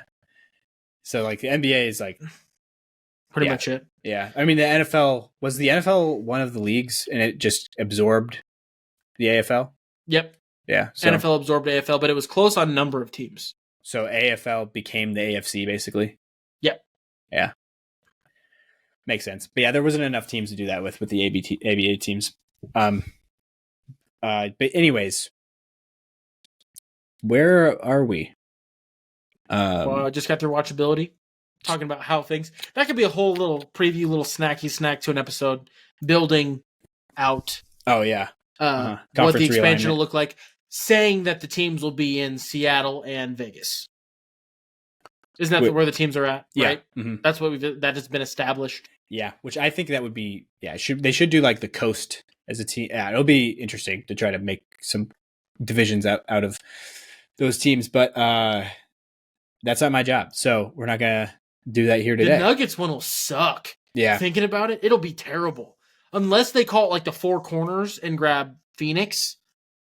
Yeah, that's what I was kind of just thinking about putting like make a Phoenix and an OKC, and putting like the Northwest teams, like really Northwest, like the Seattle and Portland, basically with the California teams, like California, Sacramento and San Francisco would all be like a Pacific Northwest type of division. The West Pacific, they'd keep the name Pacific, probably. Yeah, probably, and then you'd go like the Southwest would be LA's, and they would have to be with probably Vegas and you'd need them to Phoenix. have Phoenix. Yeah, Vegas and Phoenix. So then Denver gets Utah, OKC probably. Yeah, okay. You'd have to give them OKC if they don't have Phoenix. Yeah, and then Minnesota would have to be the weird random one. That's why the Northwest is already the weirdest division, is because Minnesota is not. They need to abolish what teams used to be. What do you mean? Like I think they need to do a just completely reset. East-West isn't a thing anymore. Why? To geographically make things work better. I mean, that's the only weird thing is Minnesota I is think far the away from. Northwest is just going to continue to be weird, and it'll be the California the California division. There's 4 teams in California. It writes itself. Yeah. So I wonder if they do. California's one. Mm-hmm. But then that kind of traps I feel like the way that we just set it up is probably better, because then the only team that's far away from everybody else is Minnesota. And but then would you do Phoenix, Denver, Northwest? 2 Northwest teams. Oh, but you need to get Vegas in there. Yeah. So then it would be. Would it be Phoenix, Vegas, and the Northwest teams? Yeah, it would make a nice little 4 with Denver, Utah, Vegas, and Phoenix. Like that's an ideal division right there. Better than anything else. If you do that, then what you have left over is OKC, Minnesota, and then Seattle and Portland, which is like the weirdest big sideways L of a division. Well, NFL ones don't make. The NFC East is in Dallas, Texas, Washington, D.C., Philadelphia, and New York. Yeah. I think the AFC West is in Denver, Vegas, used to be Oakland, Kansas City, and LA. I think the goal would be to get, if we got enough teams in the NBA to move Memphis and Minnesota over to the East, that'd be perfect, so because you'd have to go to 34. 34, yeah. And then you would also probably move, just that. Yeah, so it would be if you add 2 teams in the West. So as long as you're adding 2 more teams in the West. Which I don't know if there's 2 more West markets. Omaha. You could do Omaha. Just kidding. Austin has been a big thing, wanting to get a team. Okay. And Boise. Just kidding. San Diego. Or obviously there's been a lot of talk about Mexico City. That's super far away, though. Nightmare. Yeah. I mean, they're all flying regardless. It's not that big of a deal, but yeah, that would be a big difference. But anyways, maybe Albuquerque, like New Mexico. Maybe because then you could just straight up do a 4 corners division. Yeah. But anyways, what I was saying though, that would make more sense if you had Minnesota with all the other Great Lakes cities. You can make a Great Lakes sort of. Yeah, no, Chicago, Milwaukee, Minneapolis, and Detroit. Yeah, if those are all within a day's drive of each other. Oh yeah, much less than a day. Like 4 hours. Like a day to be able to go there and back, probably. Yeah, like it. Yeah, if other than maybe Minneapolis to Detroit would be a bit of a jaunt, but it's on an interstate. It'd be a nice, easy zoop. Yeah, it doesn't. There's not a perfect 4 there though, because then Indianapolis is pretty close to Detroit and Cleveland. So then you'd have to have a weird one with like Indy, Cleveland. If they ever add one in Louisville, that would help. Yeah, bridge or that. Nashville. Memphis would probably go with them. But yeah, because then you could, if you do Louisville, because I feel like Louisville would get a team before Nashville does. Oh, really? Yeah, just basketball wise. Oh, yeah. That makes sense. I mean, Nashville's definitely bigger, but Louisville is more of like a basketball. But that also, you would think that would help, but like that Hornets are like one of the least valuable franchises in the NBA because they are last. Like every fan of basketball is like they take Duke NC or State UNC over. Those teams obviously, but like even like the Wake Forest and the NC State and like all those schools, I feel like Charlotte Hornets are like the last team on the list in terms of who people care about. But yeah, so that is our conversation that I said we would have. Digital camo. Oh, we forgot about jerseys, or I did at least. You were camo on top of it. The green digital camo. Just kidding. The gray black digital camo from the past couple of years. It was their city edition. Oh, it was. Okay. Yeah, I don't mind the camo. I like the statement uniform from last season, the SATX. Yep. I like those, honestly, with the spur thing on the X. And then there was one other one that they did last year. It was also a black. It was like a throwback. It was like the George Gervin, like the Iceman jersey. I like that a lot too. So those would be my 2 main picks. So like the digital camo, or is it the one that's kind of like tan, almost like it looks military? No, those are the ones that are atrocious. Okay, I was gonna say I don't really like those. No, not those. I was saying I also said digital camo was a joke because they're not very good. I was more like, I think if I had to pick like not a real one, those are okay. I actually kind of liked it when they did the teal, pink, and orange in 2021, their city edition. Yeah. It was like the teal as the base color? Not the one no. Okay. Black base. A stripe of teal, pink, and orange. Okay, yeah. And it looks more like a billboard than a jersey, but I just kind of like it. I like that one a lot, honestly, and that's a good one. They've been killing it recently with the jerseys, I feel like. Yeah, they had. I mean, the non-digital camo or the green digital camo was an atrocity to the eyeball. Yeah, not a great one, but I do like their like Cinco de Mayo or whatever. Los Spurs. Yeah, or like the colors. I mean, I'm pretty sure those colors are a nod to Cinco de Mayo or something. The teal ones? Yeah, like that. No, that's palette. San Antonio. That's like a San Antonio color palette. Teal, orange, and pink. What do you mean that's a San Antonio color palette? Like it's just like a San Antonio thing. It always has been. I don't know why. Like as a team? Is that what you're saying? I think it's a city. Okay. I think it has to do with Mexican heritage, at least. Pretty sure. It's like Day of the Dead or I'm looking at it because I'm also curious. Something. Pretty sure. Because like I know they've incorporated like the skull, like the skeleton, a little bit before and stuff. And that's where it's from, like those colors. And I think it's Day of the Dead.